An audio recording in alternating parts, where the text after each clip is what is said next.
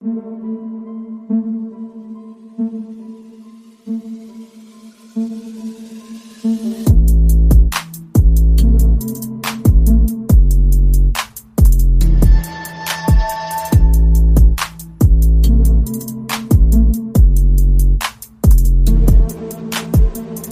and welcome to the Dan Issel episode of the Hoop Theory Podcast, aka episode 122, which is in honor of him being the best player ever to be selected with the 122nd pick in the NBA draft. Recording this one on the evening of Thursday, September 25th in the year of our Lord 2025. My name is Logan Wortman, and I am once again joined by my equine co-host, Jacob Roth. Jacob, how does it feel to be on the Dan the Horse Issel episode?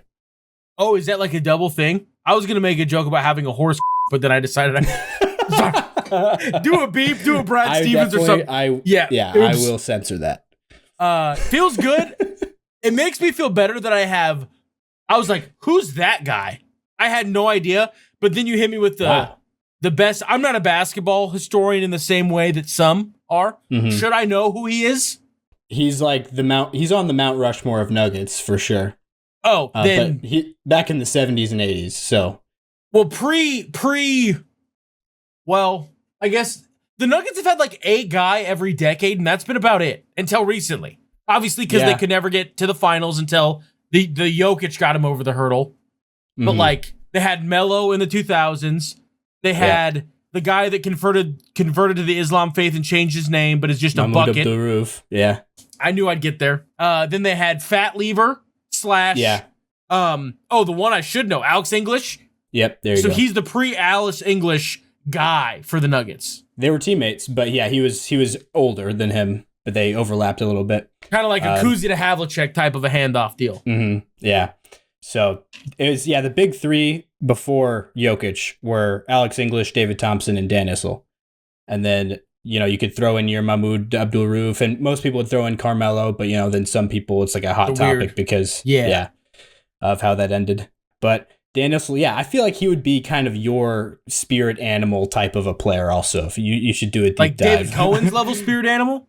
Yeah, I mean, he's just like a bruiser, a big, thick dude that's just, nice. Doing work inside. And he had some terrible teeth.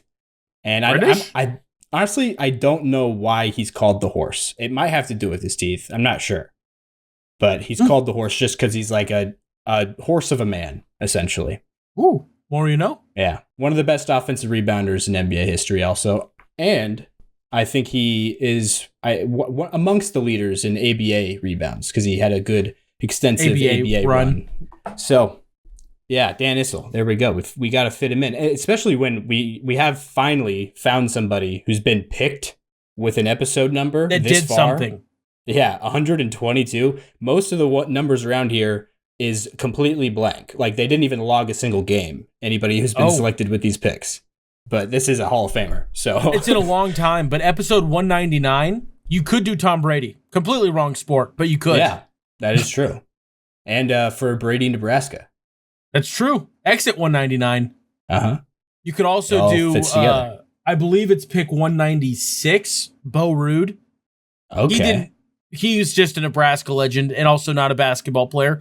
Yeah. But we can get back to basketball. My brain, and we could kind of touch on this a little bit, and we had a bit of a discussion before we got going. But before we dive into that, you should probably do the thing that you were going to do before I cut you off like an absolute guy.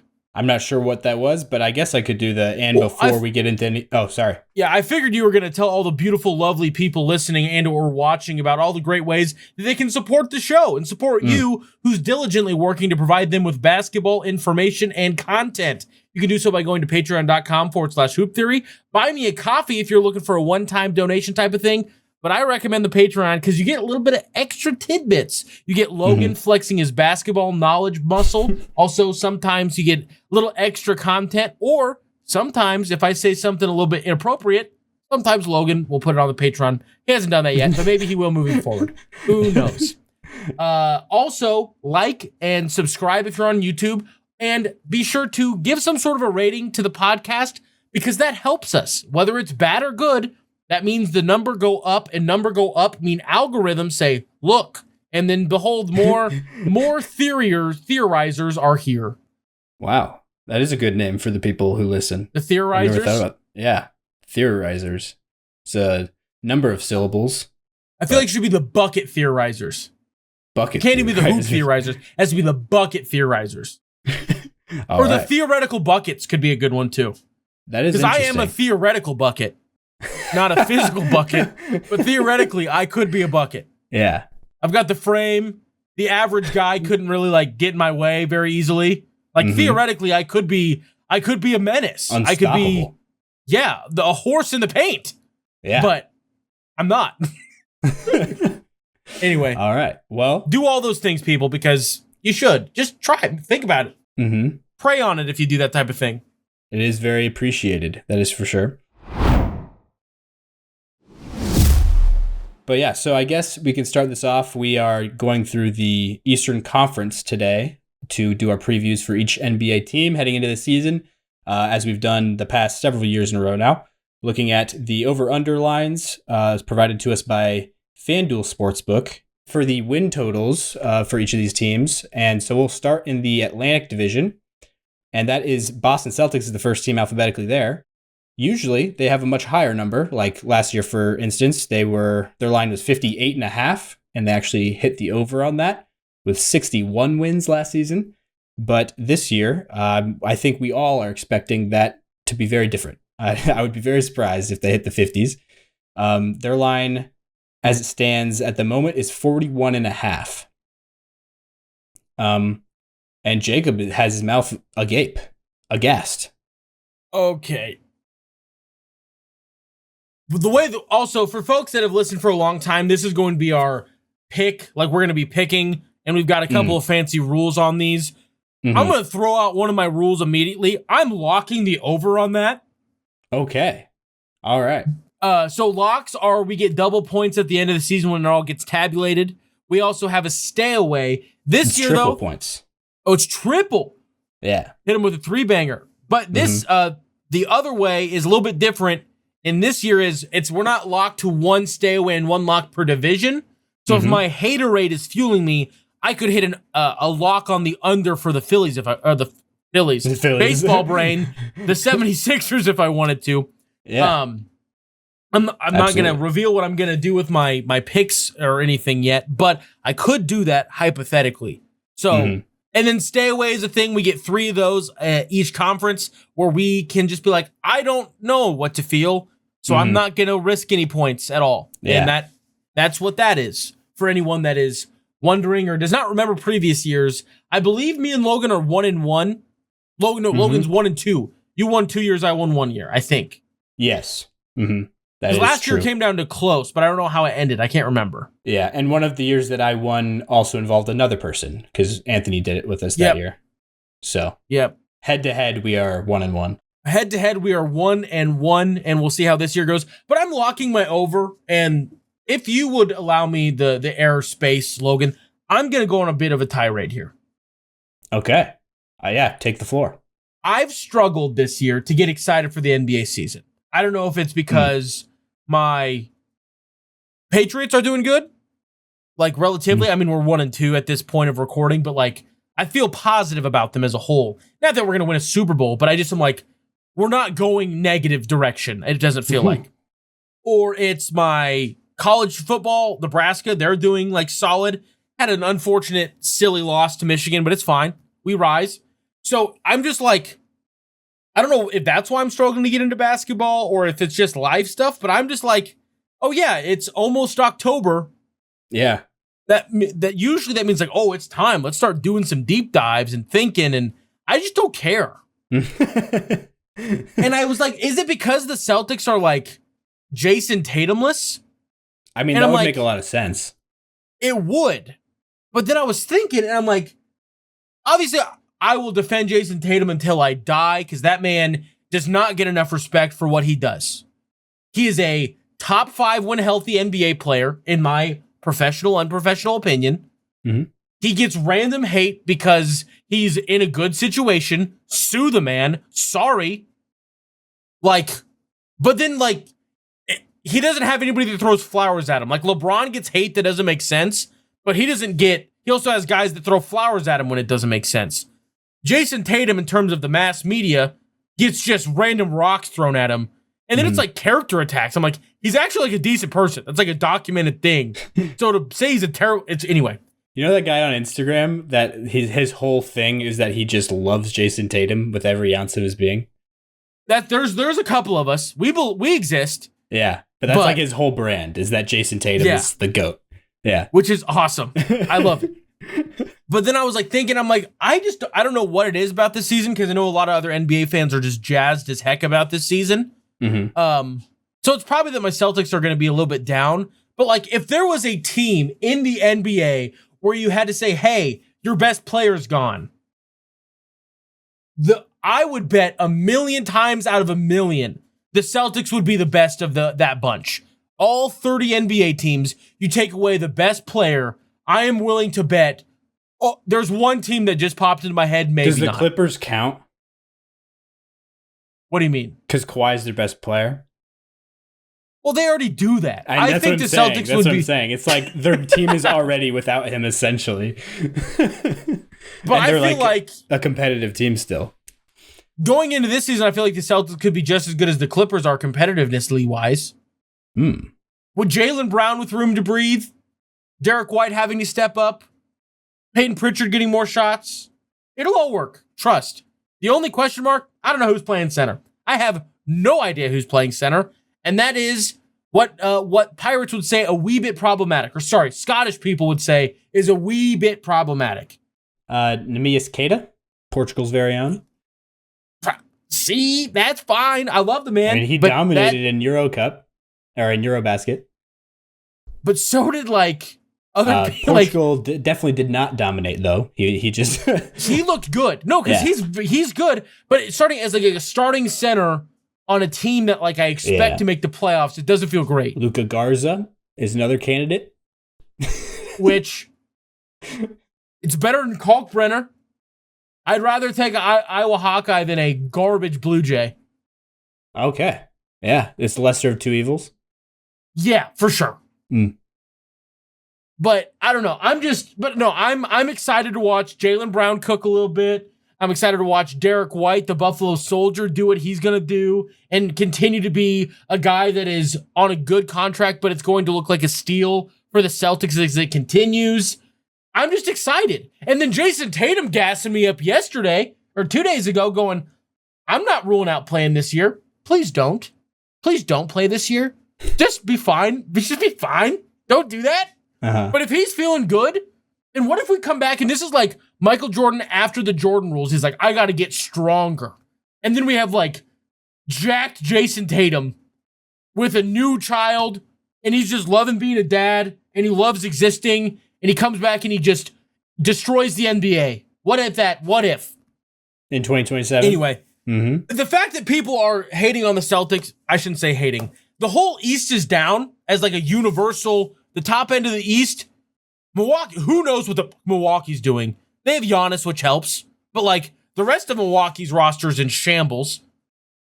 The 76ers, if they see the color green and they themselves.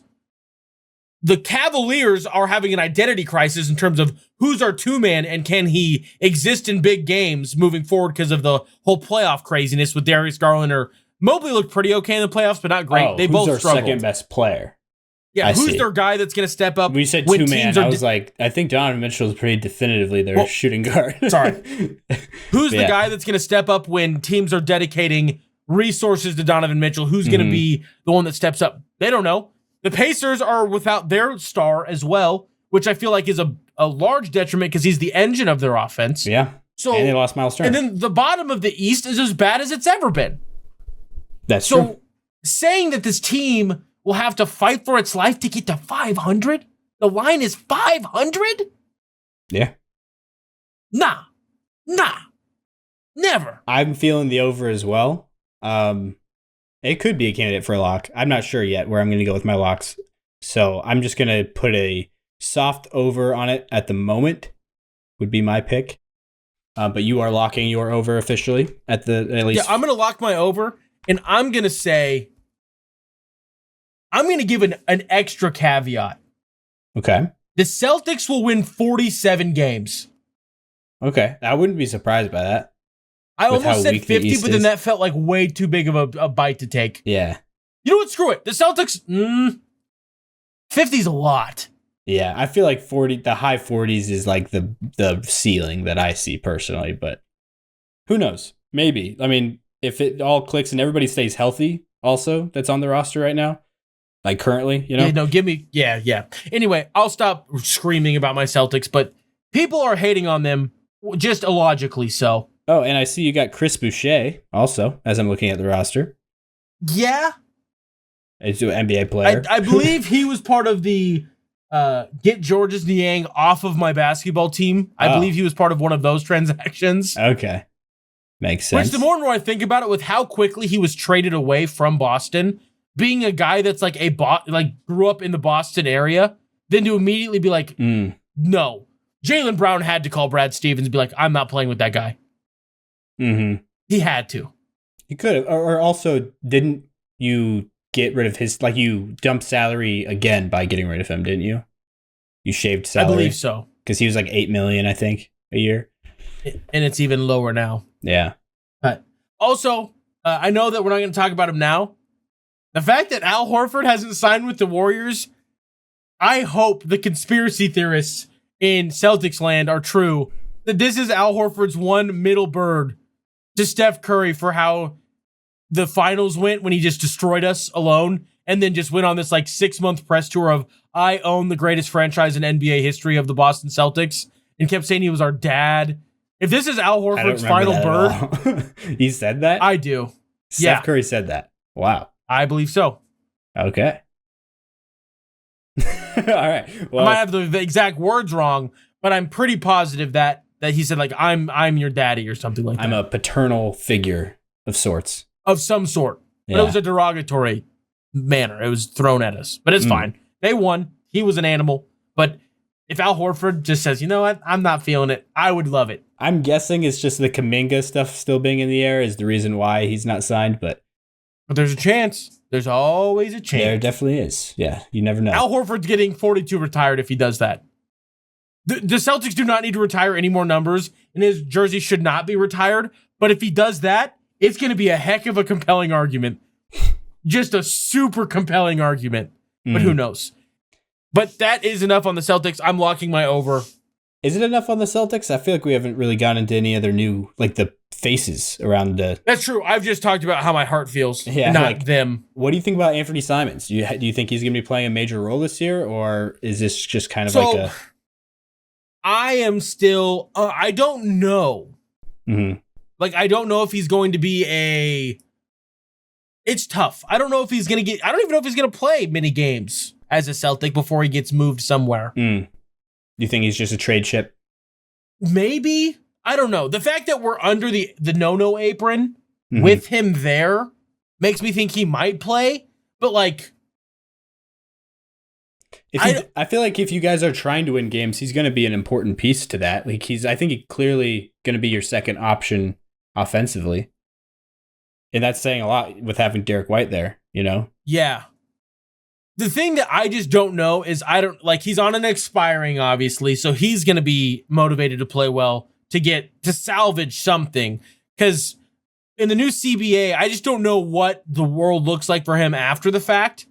In terms of like the next contract he signs, is it the same amount? Or does he play well, likes being in Boston, and then signs for, even if it's 15 instead of the 27 or whatever he's making now? Or, 27, I think. Or even it's closer to 20. Like, I just don't know what that all looks like. And obviously his role when Jason Tatum is back, if he does stick around for another year, is totally different. Just because of the necessities of the positions and things like that. Yeah, but he fits the Missoula Ball style, at least with being just a heck of a shooter. Like, he definitely fits that. And if he's willing to like buy in and work on the defensive side, but nothing about his previous time would indicate that he's like, well, you know what I think I'm gonna do? I'm gonna put the clamps on. Let's lock in. Let's I'll go 94 feet with Tyrese Maxey.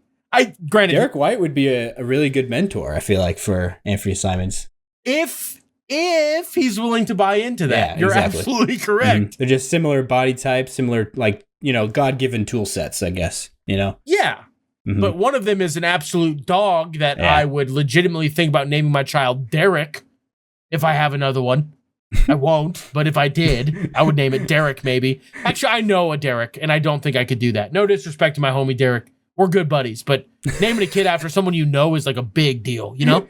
Yeah. No, like if you guys like pop the kid out and then like we're like, oh, it's Jacob. I don't know what I'd do. I'd cry. I'm like, that's not correct. You should have named it anything else. Anyway, enough about Derek's. Yeah, I don't know. Anthony Simons, I think, will play a big role. The center by committee, I also think will be a big factor on how things go, obviously. Yeah. So it'll be interesting to see how it all. Yeah, Tillman will get some work. Yeah. Baby Al. You could go small with one of the new guys, Josh Minot from the Wolves is an interesting prospect to me. Jalen Bridges, I saw that you guys got as well. And then your rookies, Amari Williams, if he's somebody who maybe pops. I see he was like a rim runner in college. Yeah. And then Hugo Gonzalez, the guy out of Brazil, I believe. That's the more exciting one, but what freaks me out is it's like we already have two of him that are like all-stars. Oh, I thought you meant Jordan Walsh was somebody that was like Hugo Gonzalez. No, I'm saying that like, that too. Yeah. So we already have like, granted, Jaylen Brown and Jason Tatum have started to split, but like when they were younger, they were very much viewed as like, Jaylen Brown is just shorter Jason Tatum. They both do a lot of the same, like well-rounded wings. Run your offensive engine, wing, defensive like type of thing. So we have those. Granted, Jaylen Brown's went one way a little bit more, and Jason Tatum's went another little bit as they've evolved in their careers, which has been awesome. Mm-hmm.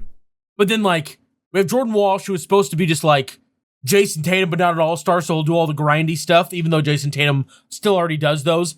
He hasn't quite panned out.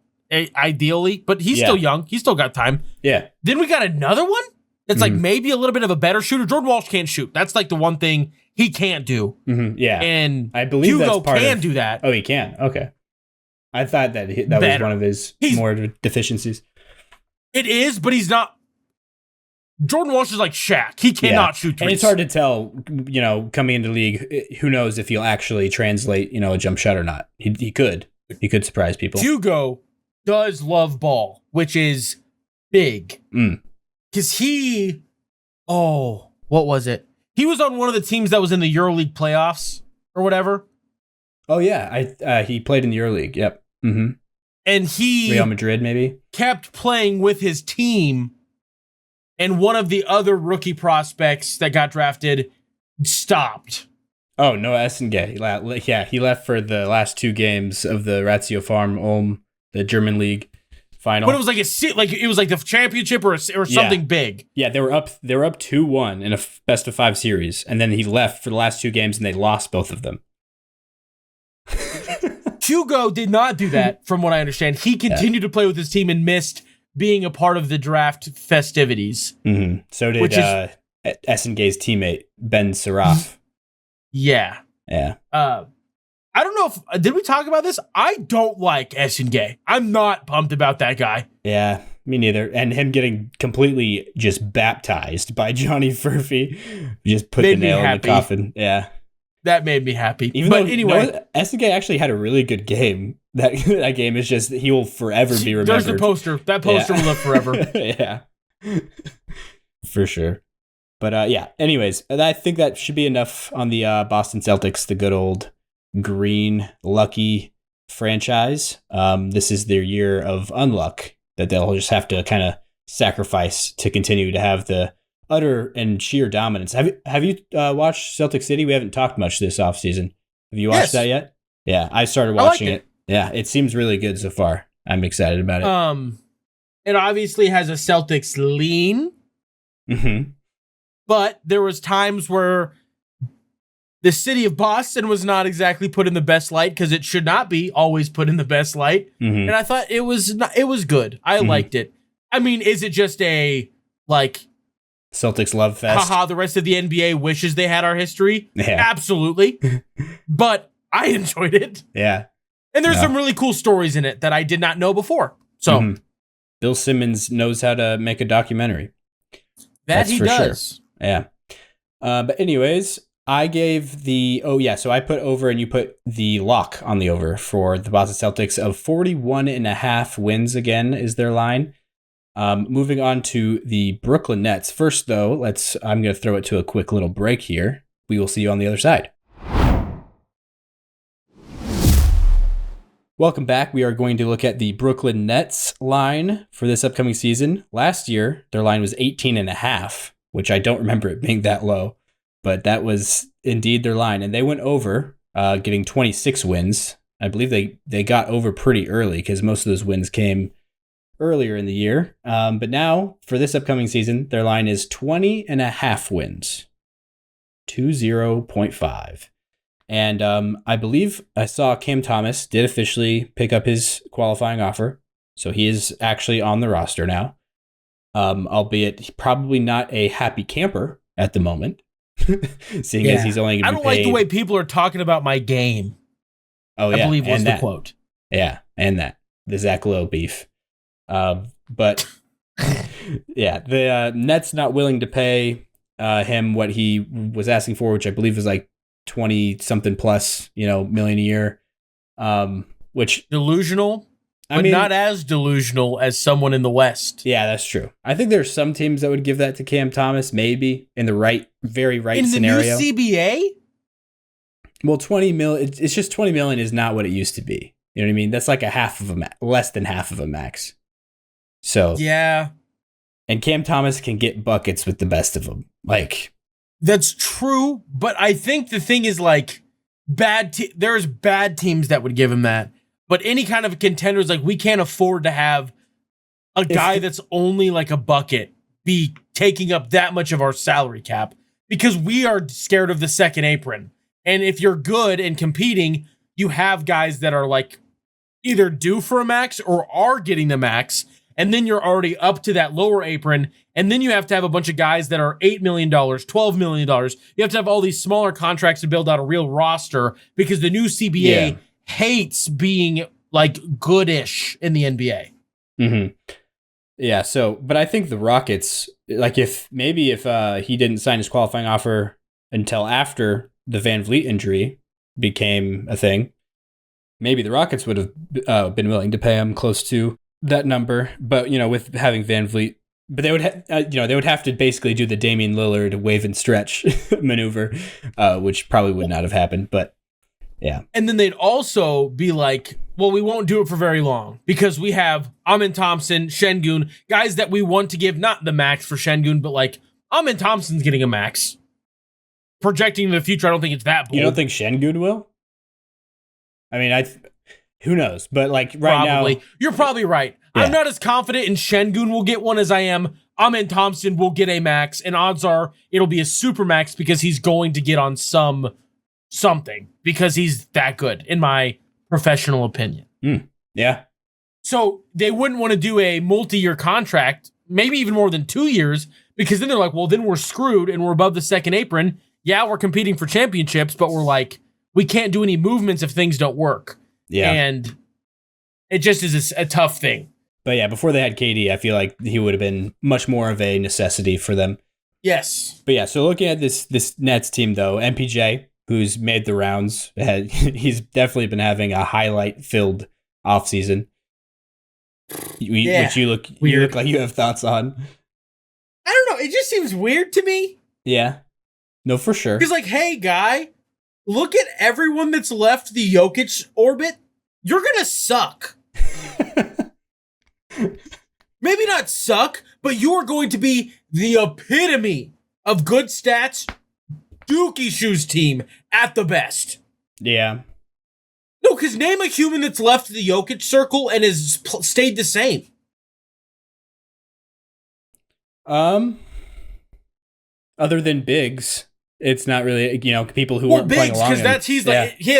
Because he monsters the power from the bigs behind him and gives it to everyone else. Yeah. So but there's no one that's he definitely stayed the same. Yeah. You could maybe argue that when he was healthy, Bruce Brown looked okay. But then he didn't stay the same when he left. Gotcha. Yeah, right after he left. Mm-hmm. When he was with Jokic, you're oh no, that's a he had a career year. A great role player on a championship team. Yeah. And then he leaves and you're he's fine. Some teams would be like, yeah, we'll give him the vet minimum. Probably not. That's how we got him. We got him on a minimum. So, but because I'm assuming that's either he wanted to like give it another go again. Obviously, he loves Denver. He's very open about that. Yeah. But like, respectfully to your beloved Mizzou Tiger legend, Michael Porter Jr. Yeah. No, that's not going to work. You're going to suck. You're going to be bad at basketball. I'm not like super high on him, outside of the Nuggets sphere. I agree, or the Jokic sphere.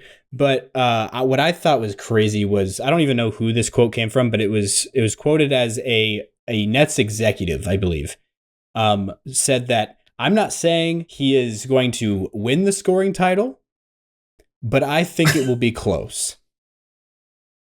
That's what he said. Yeah. That is possible, because guess what he's going to be able to do? Take 40 shots a game. It's going to be hard alongside Cam Thomas, but it'll be a contest for sure between the two of them on who can actually do it's that. like if Kobe and Tracy McGrady were on the same team. Yeah, except the concept of a pass would be more rare than a dribble.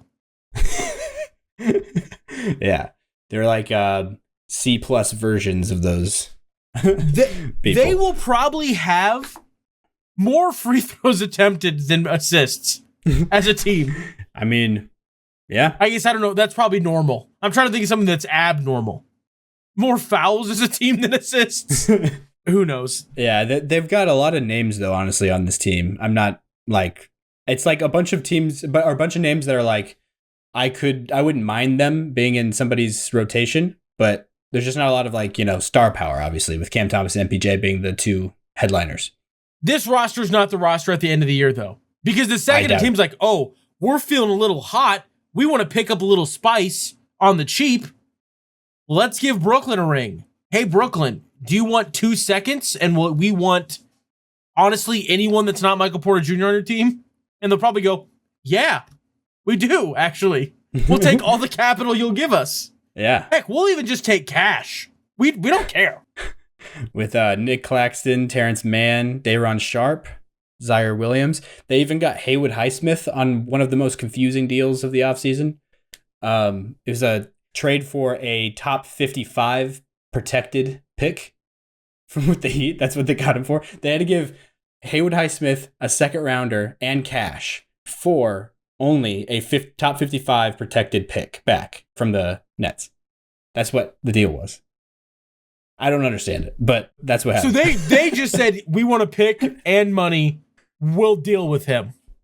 Essentially. I guess, but I don't know why Haywood Highsmith is a bad... I mean, I guess he's paid a little bit more than you would like, but I don't know. And also, like, he was pretty good for the Heat, but it's probably one of those players that as soon as he leaves the Heat sphere, kind of like with the Jokic sphere, the Heat also has that effect on people. Would they leave, they're just not the same type of guy. Kelly Olynyk or Gabe Vincent. Kendrick Nunn, I think, is a great example. That's another great one. Yeah. There's another big one. I hate him. Oh, you hate him. Max Strus? Yes. Yeah. He's a pretty pivotal role on the Cavaliers, but they just have a really bad need for a player of his position. They just need a 3. Like if I was a Cavalier fan for Christmas, I would pray for a 3 that could be somewhat consistent. Because all they have are 3s that only show up when they're playing Boston.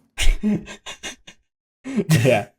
No, for sure. Whether it's Strus or that white guy that looks like Rhett from Rhett and Link. Dean Wade? Yep. Is that what you're talking about? Yeah. He sometimes plays 3. He's like 6'9", so he's like a big wing. I just know he hit like 6 threes in one fourth quarter to cut a 20-point. And Yeah. Nice. DeAndre Hunter is definitely like their main go-to 3 at the moment after that move at the deadline last year, but he's also far from consistent and reliable. That's for sure. But we'll get to the Cavs later. Drew Timme is also on this roster. Gonzaga legend. Noah Clowney, Jalen Wilson, Dariq Whitehead, Tyrese Martin, Kobe Buffkin, EJ Liddell, and then the rookies, which they have a lot of. Yes. Yegor Demon, Nolan Traore, Drake Powell, Ben Seraf, and Danny Wolf. Yeah, so, Danny Wolf. All passers, all just like guys who can't really shoot other than Drake Powell. He's more of like a defensive wing. Don't disrespect Danny Wolf like that. What? He's a passer. Danny Wolf is a solid shooter from the outside. Debatable. For a big. Yeah. For a big. He has very bad free throw percentage, but in open gym workouts, he's shot the cover off the ball. So who knows if it translates, but there's definitely question marks about his shooting at the moment. But the other guys, Ben Suraf and Yegor Demin especially, are both non-shooters from what I know. But yeah, all of them have very good feel as playmakers. So that's what they just drafted a bunch of guys hoping that one of them can hit. One of them can become a pseudo Jokic, because we're in that era of the NBA where everyone is chasing that. Yeah. Yeah. So I don't love the philosophy just because you're causing like a lot of cannibalization with, young players you're trying to develop and grow. You're essentially stunting like 3 careers for one. Yeah. Which good exactly. For you as a franchise, but you know who's not pumped? Whoever doesn't make its family. Yeah. And future families. They're generations. Yeah. Pat Riley's ruining generations of families. The Nets, Joe Tsai or Sean Marks. I'm stupid. Yeah. We were on Miami. We were just talking about the Heat, so. Well, I'm also on haterade mode. And I knew that my beloved Danny Wolf was in that, so. Yeah, anyway. that would have broke your heart for sure. I would have been even more irate, probably. The Nets don't mean enough for you to even really be all that mad, other than. They're inconsequential. Yeah. But yeah, so I guess my pick for, you're going under of 20 I would like under, just a regular under. Okay. That is fair. I am unsure. 20.5 is just really low with this Eastern Conference. It just feels like there's very fair. You know what I mean? Very fair.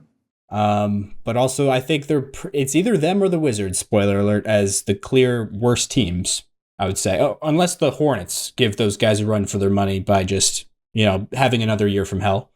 That could definitely happen.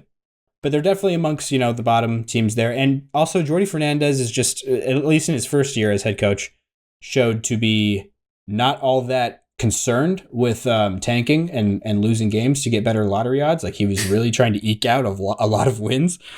Which I love him. He's awesome. Mm-hmm.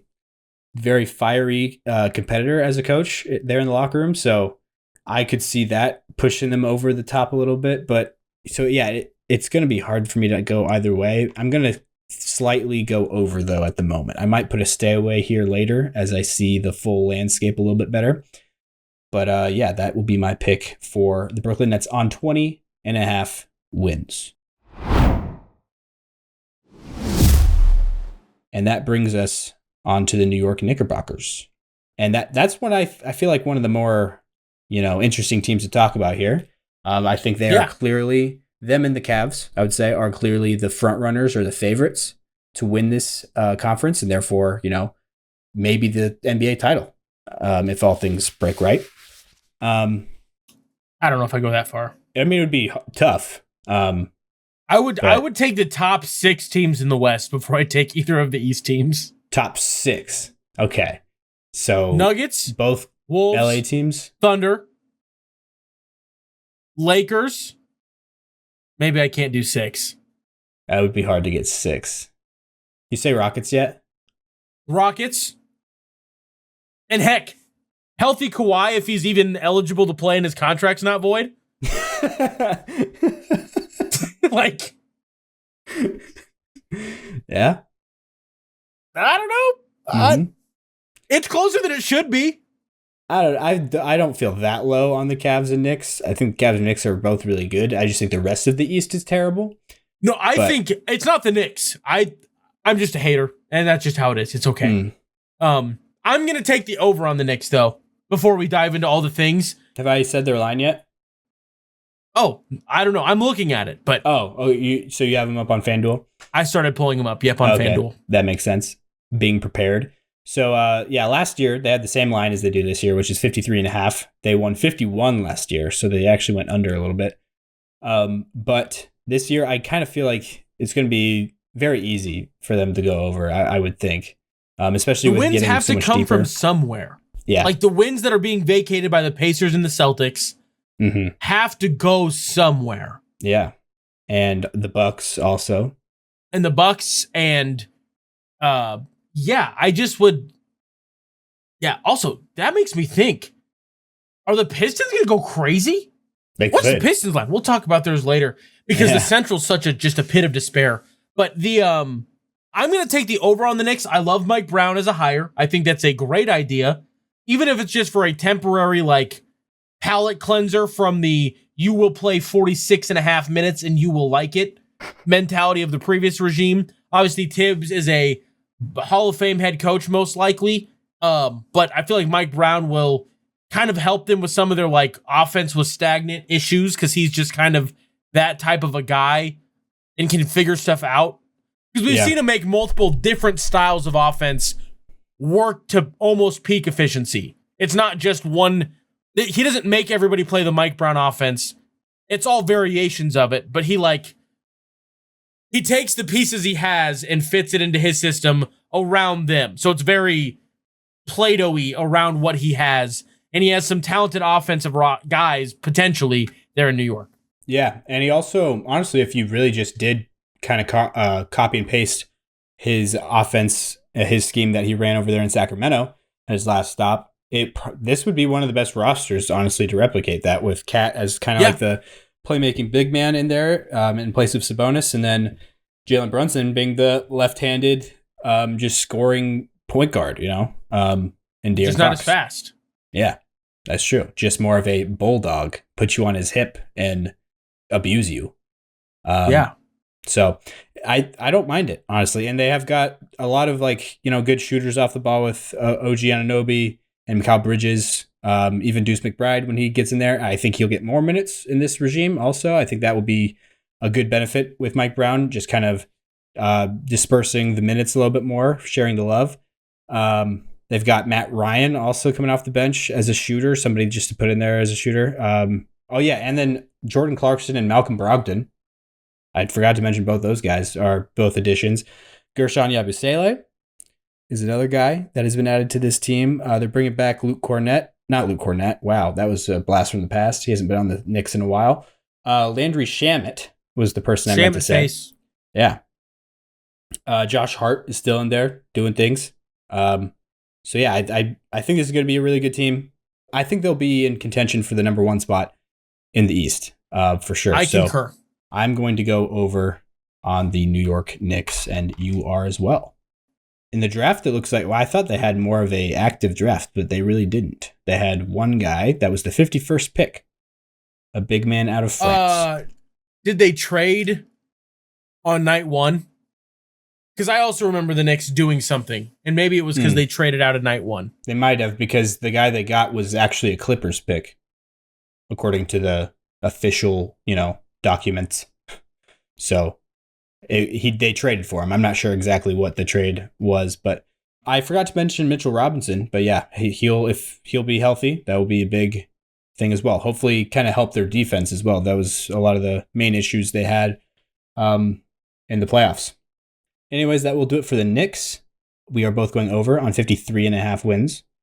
That brings us to the Philadelphia 76ers, the perennial disappointers, you could call them. Jacob is winding up something.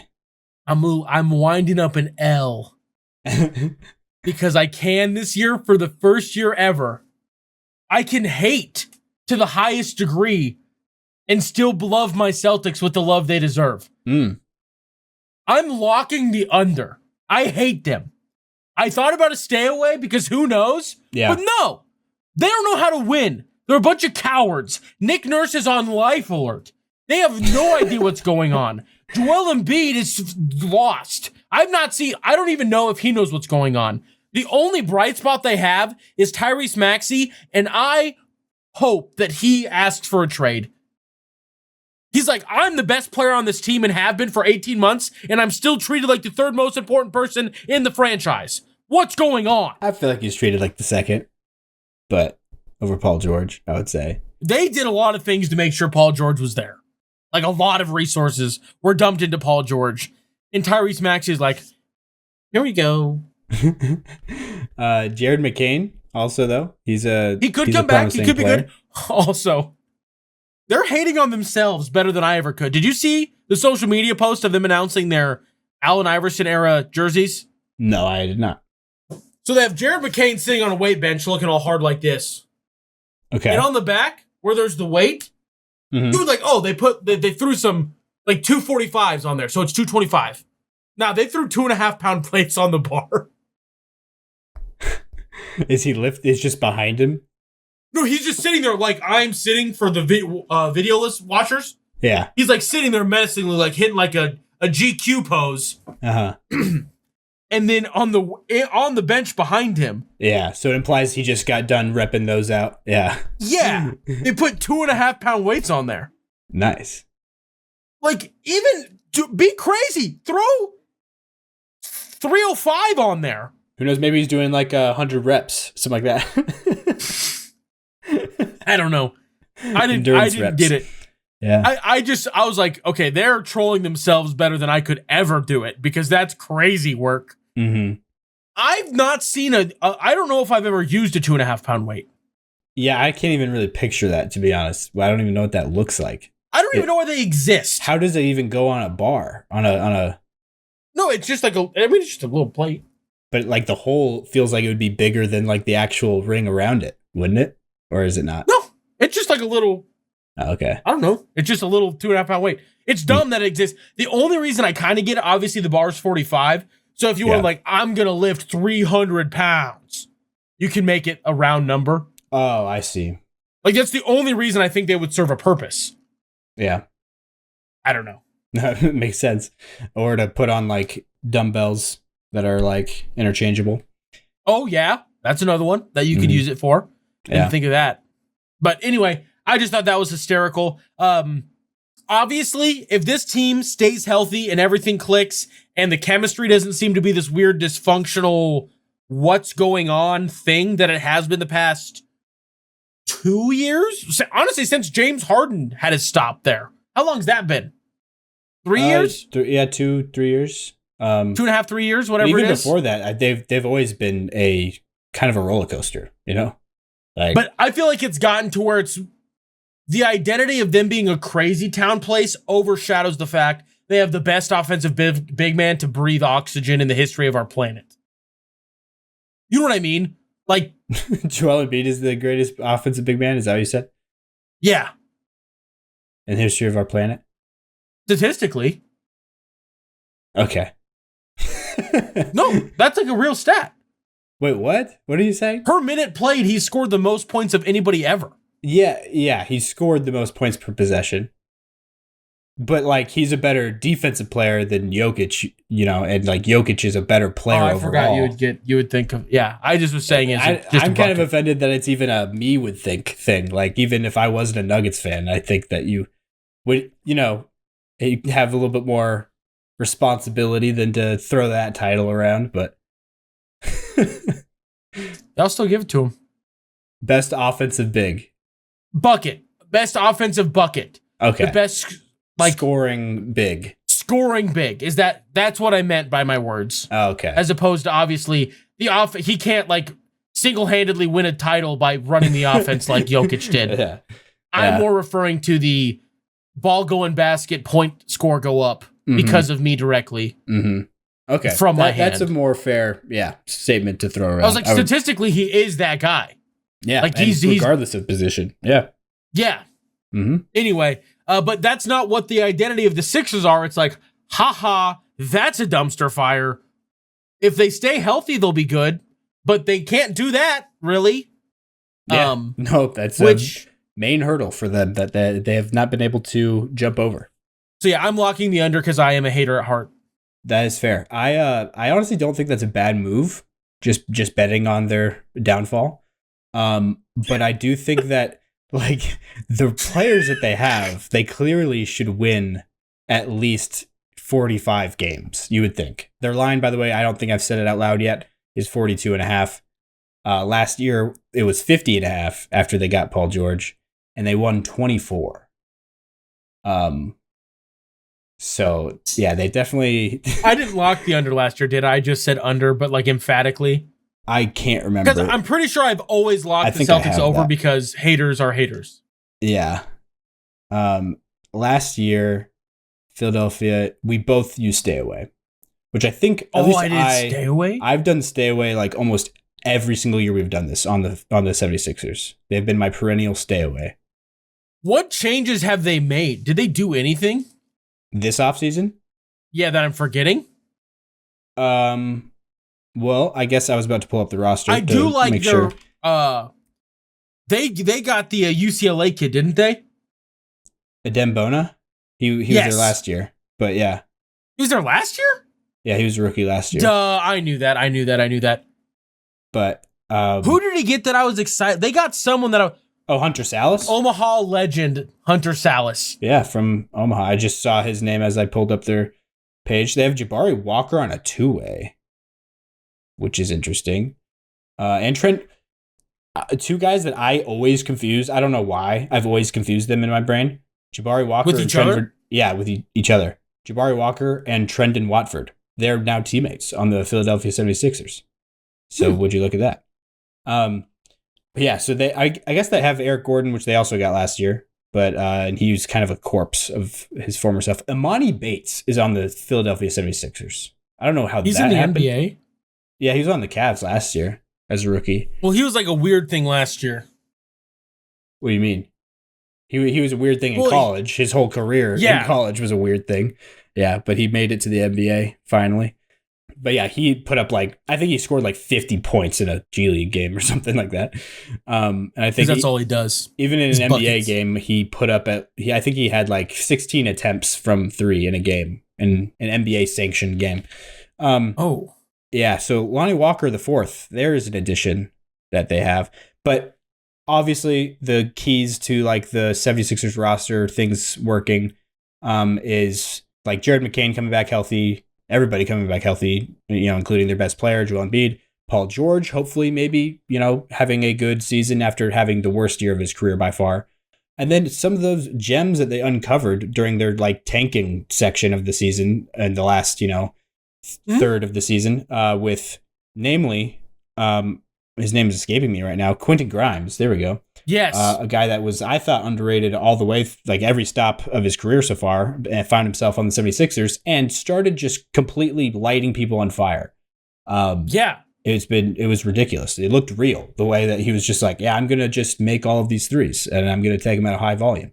And the thing that was so interesting about it is it's a thing that everybody's well, will it translate? And I think it will. Obviously he won't have the same volume, but we're going to have Maxey and Embiid sit. It'll be Paul George, and also we'll have Grimes out there. Yeah. Grimes can do a lot of the same things on a lower volume.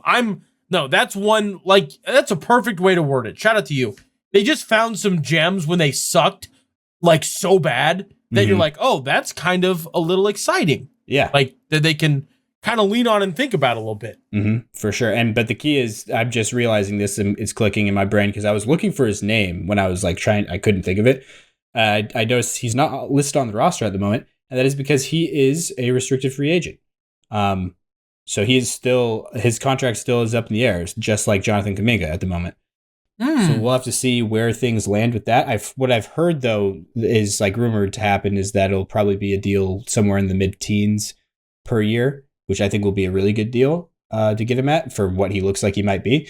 And then Justin Edwards was the other guy, the other name of a player that was, showed to have some good flashes down the stretch of the season. And I like him there too. And both of those guys are also good wings. They're guys that can play on ball a little bit. They showed flashes of that. But when you have your stars back, they can plug and play perfectly as just off-ball wings playing defense. So they will fit in well there. And then VJ Edgecombe, I don't want to forget to mention, their lottery pick this year. That's going to be the biggest, just pure addition, I feel like. And he might be a key part of the rotation, honestly. The way that he's looked in Summer League and everything leading up, he's really popped. Looks like a really good player for them as well. And then also Janai Broome was another rookie they got, which I kind of forgot about in the draft. Out of Auburn. Where did he go to school? That sounds Auburn. Right. Super old. He's 40. He's not actually 40, but as a rookie, it feels like he's 40. That's also another thing that's really interesting about the transfer portal is there's more in these, it feels like there's more and more of those guys that are an NIL where like guys can make money. Or if you're like a fringe first rounder, you'll just stay and make a bunch of NIL money. Yeah, and then like you're almost more appealing to win now teams, but like you're less excited as like a prospect. It's weird. It's a weird thing that the whole world is figuring out now. And Brome is one of those guys. Mm-hmm. Oh, Brome? Is that how you say his name? I think it's Brome. Okay. I knew it was Janai. I got that right. The first name. For some reason, the pronunciation guide on Basketball Reference just doesn't list his last name. It just says Janai and then just leaves out the last name because that should be obvious, I guess. But anyways, there we go. So that's I guess I didn't even say what I'm going to do. I'm going to stay away, I think. I'm just going to repeat my past trends with the Philadelphia 76ers because I really do feel like they could easily go over with the roster they have. It's just... It feels like a curse. They're like the Clippers of the East at this point. It's like, are they actually ever going to do it? And the Clippers at this point are actually more reliable than the 76ers, which is funny to think about. But I guess it's just a curse that transfers. Connects both of them. Yeah, with Paul George. But there we go for that one. The next team to finish out the Atlantic Division will be the Toronto Raptors. Their line is 39.5. Last year, their line was 29.5, and they just eked over it with 30, which I know that was one of the biggest difference makers in our back and forth last year because I went over on them. They've got a roster with a bunch of good players, I would say, but I don't really like them together all that much, in my opinion. Scotty Barnes, Brandon Ingram, RJ Barrett, Emmanuel Quickley, and Jakob Poeltl. They're paying all of those players $30 million a year or more, which is just insane to think about. If you look at the salary table for like the league leaders of the teams, like the teams that are firmly in the second apron, Raptors have one of the most expensive rosters in the league. They're like third or something like that. Yeah, that's crazy. And this is what they have. Scotty Barnes. Who was it all? It was Scotty Barnes, Brandon Ingram, RJ Barrett, Emmanuel Quickley, and Jakob Poeltl. Oh, because they gave Quickley that nutso deal. Yeah, like that is illogical. Yeah. Mm-hmm. I think it's close to $40 million. Because Poeltl's like a pretty decent deal. That was this year, wasn't it? Yeah. It's like around $20 million a year. I think it's like 29 or 30. I think. Total. No, per year. I want to say. It's like close to 30. I'm almost positive it was like a good deal. And I would not think that was a good deal. A bad deal. I wouldn't say that's a bad deal. I thought it was close to 20 mil. I'm pretty sure it's like 28 or something like that. Jakob Poeltl contract. He is being paid, 27, 29, and then goes back down to 27 for some reason. Which is I've never seen that before. Maybe he was getting 20. I don't know. His salary last season was 19.5. But yeah, so he's getting paid just under 30 mil, but the rest of those guys are all over 30 mil. Which is just interesting. It's just like, I don't mind some of those guys on the deals that are on. I don't like the deal for Quickley. I don't love the deal for Ingram. I don't think I like the deal for any of them. I don't mind it for Poeltl if like the thing is with Barnes and Poeltl. Maybe. Scotty Barnes has done nothing to prove that he deserves anything close to that. They just got paid him because that's what you're supposed to do with your rookies. Brandon Ingram, obviously. Emmanuel Quickley, obviously. That's crazy. Yeah. I don't know. RJ Barrett, I think that one's a bit hefty as well. Scotty Barnes, I get the take that like people question whether or not he should be viewed as the cornerstone, but like it's not just that he's a rookie. He is, dubbed the future cornerstone of the franchise and he looks like he can carry at least a bad team. That's what he's done so far. But like, yeah, I do agree with you. I don't think he will be the best player. If he ever wins a championship, he will not be the best player on his team. Well, that's a pretty high standard to reach, I feel like, unless it's like Chauncey Billups on the Pistons. But I feel like that's the standard on what like a max is. Like, are you capable if the pieces around you are like decent? That's what it should be. To get like because is it a super max or just a max? He hasn't made All NBA yet, so it's just a max, but. Oh, he made All-Star. He made All-Star because of weird. Yeah, he was an All-Star. Mm-hmm. But yeah, I don't know. Maybe I'm just a hater. Well, I definitely am, but Yeah, it's just Jamal Murray, I wouldn't say that he's the best player on a title team. Like I don't see that. I also for don't think him. he's worth that. But that's another thing that yeah, that was a bad example, I guess, to bring up. No, I know what you mean. No, but I do know what you mean. I don't have much input for the Raptors other than that's crazy that they're that expensive. That's absurd. That they're that expensive. And their line is a tough one, but I'm going to go under. The fact that they think the Raptors and the Celtics are 2 games apart. That does feel a little weird, but also like disrespectful. I think the Raptors are more talented than the Celtics. Like their roster it has more talent on it than this Celtics team without Jason Tatum. It just does. Like I think that is true. But the thing is, the Celtics I trust so much more in terms of like putting a product on the court. Going to get. Yeah. You know, with the coaching like staff and just the culture and also just the guys, the proven guys that they have there playing with each other. You know, this is like you just threw a bunch of guys together. It's like, all right, roll the ball out. Let's go.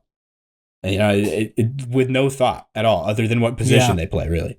That's still crazy to me. That's still crazy. But I do like some of the young guys on the team, like Ochai Agbaji, Grady Dick, Jacoby Walter, Jamal Shed, even. I think both of us have an affinity for that little tank of a man.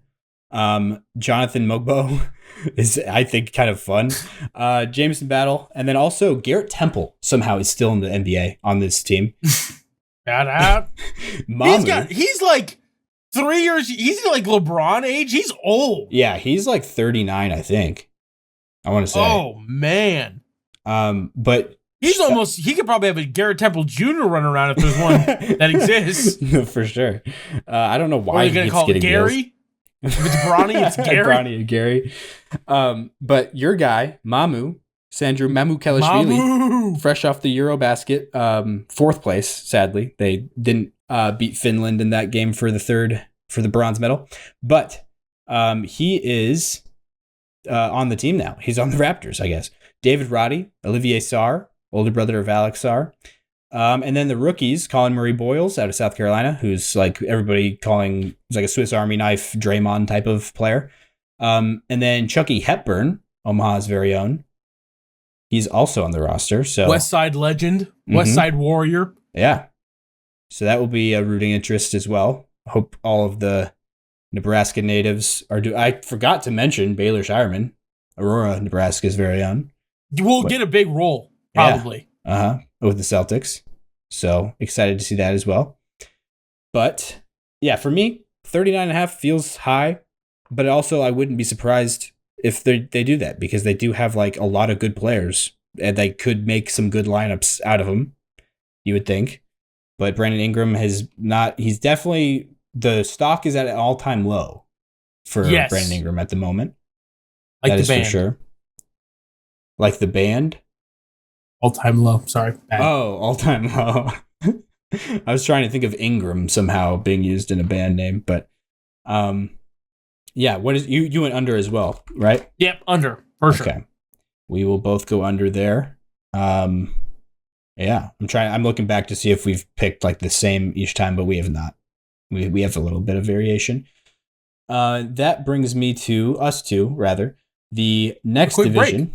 A quick break. Yeah, let's do that. We'll see you after the break. And now we are back. We're going to look at the Chicago Bulls, so the first team in the Central Division, now that we finished the Atlantic.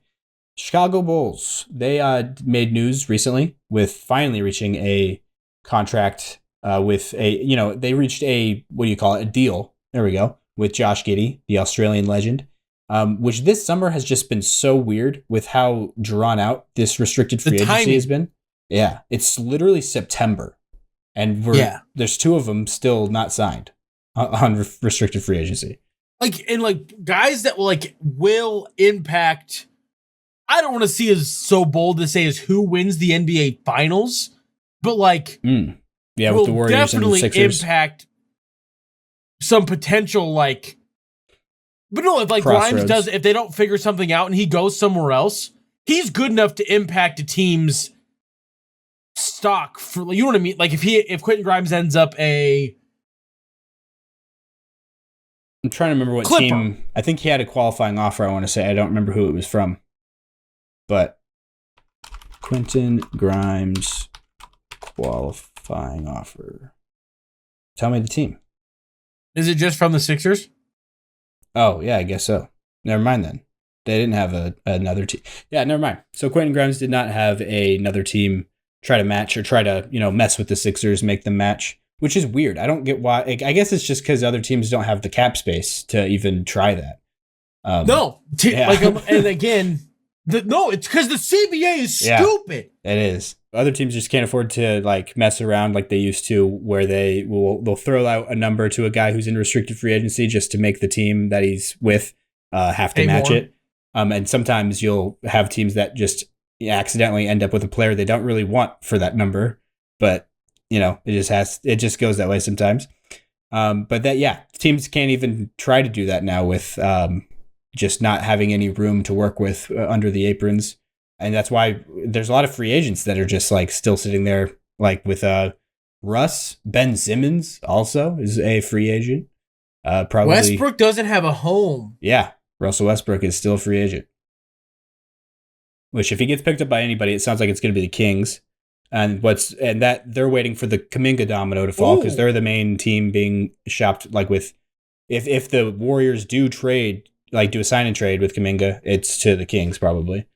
That completes Westbrook's NBA rainbow. We need him to be a king. Oh yeah, that's his purple. Because he doesn't have any purple yet. Oh, does he have a green? He has to, right? Green. No, he has a lot of reds and blues. I guess he has the orange from OKC. Yeah, they don't have any orange or green jerseys. Unless because he was never a Sonic. Because that's how KD got his rainbow. He was drafted. Technically, the Sonics were the team on draft night, but they switched by the time the season started. Yeah. R.I.P. Then never mind. Westbrook does not have a jersey rainbow. He almost did. Very close. He's close. Real close. Maybe there's probably a jersey that exists that he probably had on draft night. That was a Sonics jersey. Probably the white one, though. Oh. Yeah, you're right. Oh, no, it is the green one. It is the green one. Oh, so you found it? There's a picture of it? I just looked it up. It was the green one. Anyway, it doesn't matter. We are talking about the Chicago Bulls. They signed Josh Giddey. We're kicking off the Central. The Giddey deal. So what did you think about that? There was 4 years, $100 million. Yeah. Good I thought both it was ways. Perfect. Josh Giddey got paid. Less than 15% of the cap. Less than 15% of the cap. It's a great Bulls deal, but I also like it for Giddey because it's a deal where you can you're not being disrespected, and if you elevate your play, you're not going to be so old by the end of it you can't go get another good deal.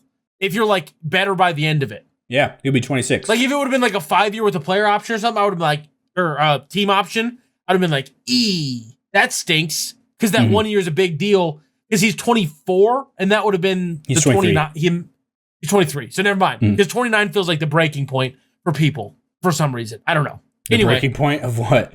Of where they're too old because they'll be 33 by the end of this 4 year. Gotcha. As opposed to 32 is fine. I don't know why. Yeah. I just feel like that's the dialogue that takes place. Mm-hmm. So he'll be I liked it. Age 23 to 26 on this deal that he just signed. Also, we definitely have talked about it on the pod how the city of Dallas has to give Josh Giddey the key to the city because he's the reason that they have Cooper flagged that halftime shot over LeBron, or the final shot over LeBron. Yeah, from half court. Mm-hmm. So, just a thought if you're looking for something to do for your special promotional night, Dallas, if you don't know what to do, whenever the Bulls come to town, give Josh Giddey the key to the city. Yeah, honestly. Man, that's crazy to me. But, yeah. But them as a team overall... I've never had a team. Sorry, just to put it more in perspective, that shot gave them Noah Essengay instead of Cooper Flag. That stings. Yeah. Sorry, to continue as you were. No, yeah. But the way that I feel about them has not changed. I don't know. There's some things that make me excited, but then there's also things where I'm like, this means nothing. I'm excited to see Buzelis continue to cook, obviously. I'm excited to see Giddey. Mm-hmm. I'm excited to see Kobe White. Yes. Mm-hmm. Ayo Dosunmu. Nikola Vucevic being the just only adult. Grandfather. Yeah. Zach Collins is on the team. Trae Jones. Patrick Williams is still on this roster. Kevin Huerter is on this team. Jalen Smith, Javon Carter. I feel like I already said his name. Dalen Terry. I can't and remember Julian his Phillips. name. Isaac Okoro. They've got the guy that was on Team Japan. Oh, Kawimura. Yuki Kawimura. Kawimura. Mm-hmm. Excited for that one because I did watch some Team Japan stuff because of Keisei Tominaga. Was he playing in the Asia Cup? Or Asia Basket? Whatever they call it. He wasn't playing? Not really. He doesn't really play because this guy's better. Oh, so they have their full, like, try-hard team for Japan? I think. Because I was talking about, like, a year ago, not this recent summer one. Oh, gotcha. I see. I thought you were talking about this summer. No. Because so a lot of, in the other continents, outside, Europe is, like, the only continent where it's, like, really competitive. Because the other ones are just, like, there's a couple countries that are guaranteed to make it, even when they send their C team. You know what I mean? And so then it's just not near as competitive. So, like, Team USA played this summer. But nobody in America even knows that, probably, you know? Yeah. Well, because also the teams they're playing are like... Yeah. Playing not Brazil. That big of a deal. Puerto Rico. Yeah. Yeah. Which have some guys, but their best guys also probably aren't playing. So it's not like the same. Yeah. So, yeah, this is where I'm going to start to struggle because these are teams, I don't know. I feel okay about the over.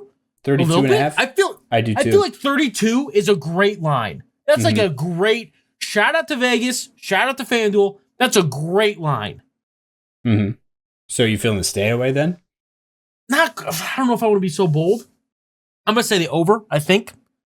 I'm going to try and I might add stayaways once we do our little recap ski at the end. Yeah, that's true. But I'm going to do a soft over at the moment. Definitely not a lock. That's fair. I do think that the Bulls, like their decision making is obviously always in headlines of how just mismanaged they are. But this Giddey deal, I think, was a trend upward for them. And but I hated the Lonzo Ball trade. I don't understand. They gave him a contract, and then just like right away, we're like, we'll trade you for Isaac Okoro, who is what is he doing in Chicago? You know what I mean? Like he couldn't even really crack it on a team that desperately needed him. Like you know what I mean? Cleveland was like, please, Isaac Okoro, be something for us. And yeah, he struggled there. Couldn't do it. Yeah. So, I mean, Patrick Williams is just like a bigger, better version. And that's not, you know, Patrick Williams is not very good. He's been a disappointment so far in his career, but he's still the bigger, better version of Isaac Okoro. I don't really understand that move from their side of things. But they drafted Noah Essengay, who's a big switchable wing. Looks like he's got some potential. He's the youngest player in the draft outside of Cooper Flagg. And they've got a guy with a heck of a name, Lachlan Olbrich.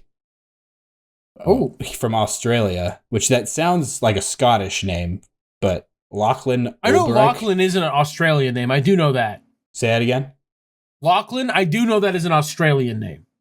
What is an Australian name? Where does that come from? Like the indigenous? Or what do you mean? No, just like there's names that take off in places. Oh. Like there's more Henrys in England than in the United States. They're both English, but it's like, like what's a I'm trying to think of a good example of like a name that's like an American English name as opposed to a English name or an Australian English name. Lachlan is for sure an Australian English name. Gotcha. I do think that they've had a lot of Scottish immigration also, though. It probably contributes to it. Lachlan Olbrich just sounds like he literally saw Loch Ness like growing up. You know what I mean? Yeah. But anyways, Woogie Poplar, speaking of names, is another, or Wooga Poplar. I don't know how to say his name, but that's another rookie that they have. Caleb Grill. All of their rookies have just crazy names. Caleb Grill, Wooga Poplar, Lachlan Olbrich, and Noah Essengay. There we go.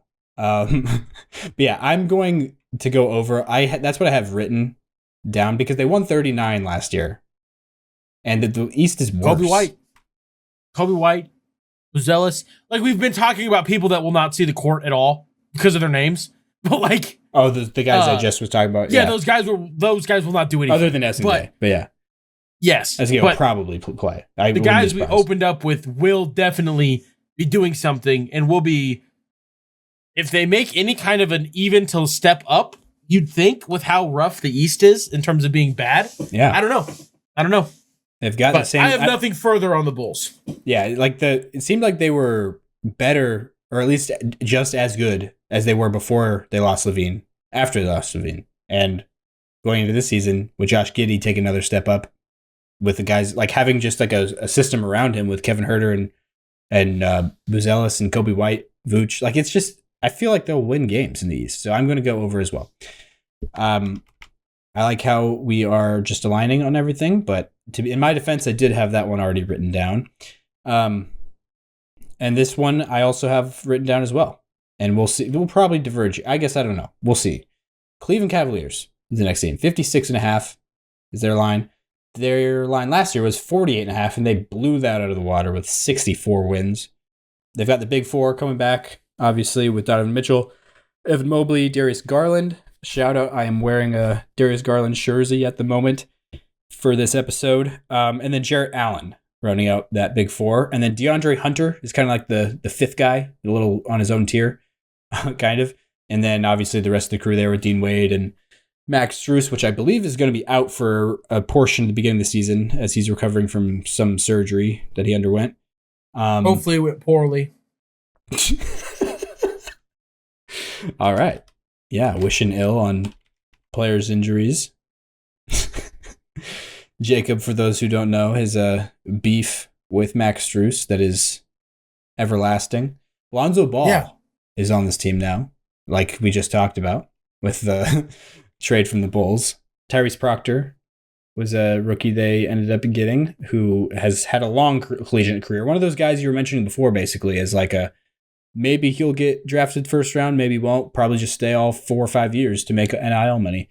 That is what Tyrese Proctor did. And then make NIL money, and because he's older, has been developed, he's way more valuable to a team like this in their current window, as opposed to being like, I'm going to, like, Knipple, his teammate at Duke, is a totally different story because that guy's like 12, and he's going to help, hopefully, fix some things for Charlotte, but we'll talk about them later. But yeah, it's an interesting thing. I am going to take, because the wins that are gone from the teams due to injuries and stuff have to go somewhere. And I feel like the Cavs are poised to take some of those. I don't think they win as many as they did last year. I think they go back a little bit. Because they had, 66 last year? 64? Yeah. I think they go over, personally. Okay. Not going to lock in no confidence, but I just feel like the East is so comically down.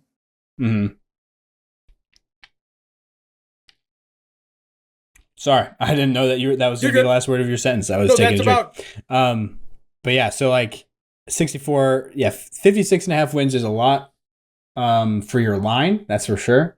It's the largest one we've seen so far. And so we actually will end up probably doing the same thing, even though, because I already had over as my pick.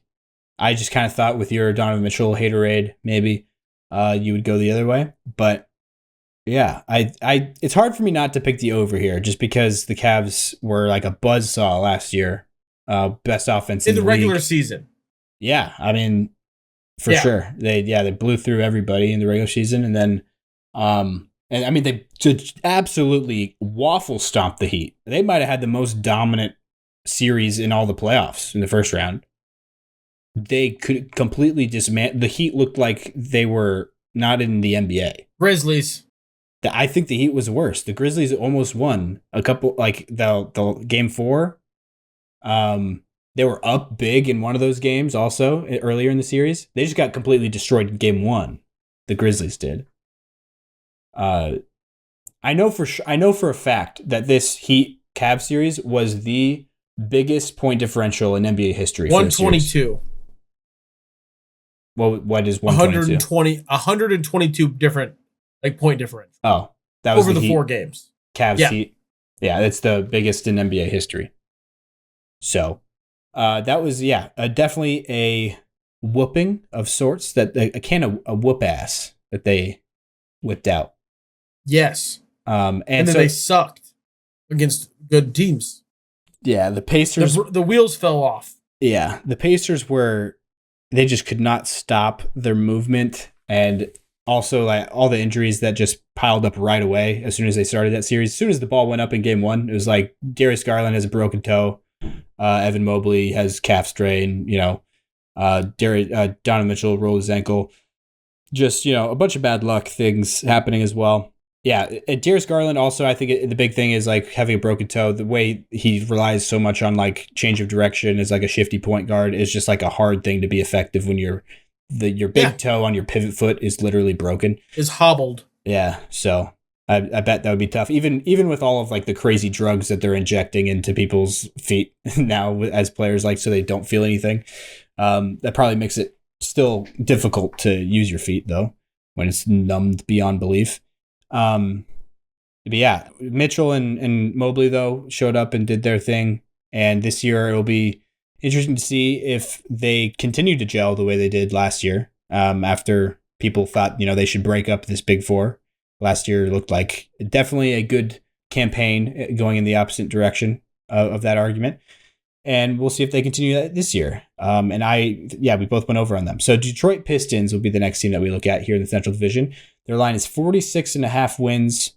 They won 44 last year after having a line of 25.5. And I am so mad that after 2 years in a row of me going over, locking the over on the Pistons, and them just disappointing me both years in a row, the third year, I finally decided to just go stay away. After flirting with the over pick, I just went stay away. And then that is the year that they completely blow the doors off their line.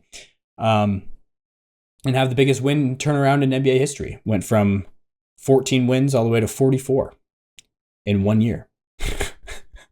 Crazy. Which is wild. But yeah, so their line this year is 46.5, which kind of feels low, to be honest. I agree. I was going to say the over. I was like, I don't want to lock the over because I'm like down to my final locks. Like I've got one left, but I like the over pretty aggressively on this one. Yeah. Yeah, that does feel like a candidate for the lock also. I don't think I've used any of my locks yet. Yeah, I have not. But yeah, I'm feeling the over on that just because I know that they didn't I don't think they got that much better necessarily. Also, I double checked. I knew you were wrong. About the 07-08 Celtics were a bigger turnaround. Unless you said one of. I don't know if you said the or one of the. I think it depends on the definition of like most wins, I think is what you're talking about probably. And I think I worded it that way, so you are right in correcting me there. But they have some record that the Pistons does. It might be like how much proportionally they bettered their previous record. So like 14 wins, they like tripled or quadrupled their win total from the season before. You know what I mean? Like what was the Celtics? Yeah, because the Celtics had 42 games. 42. Yeah. They went from 24 to 66. Oh, 24 was the year before. Okay. So it would be a bigger proportional jump for the Pistons here, but bigger wins jump for the Celtics. Total wins. You get what I mean? Like would it be proportional? Yeah, because the Pistons 14. Like if you how many times you multiply Double 14 and a half, and the Celtics would be. It's got to be close.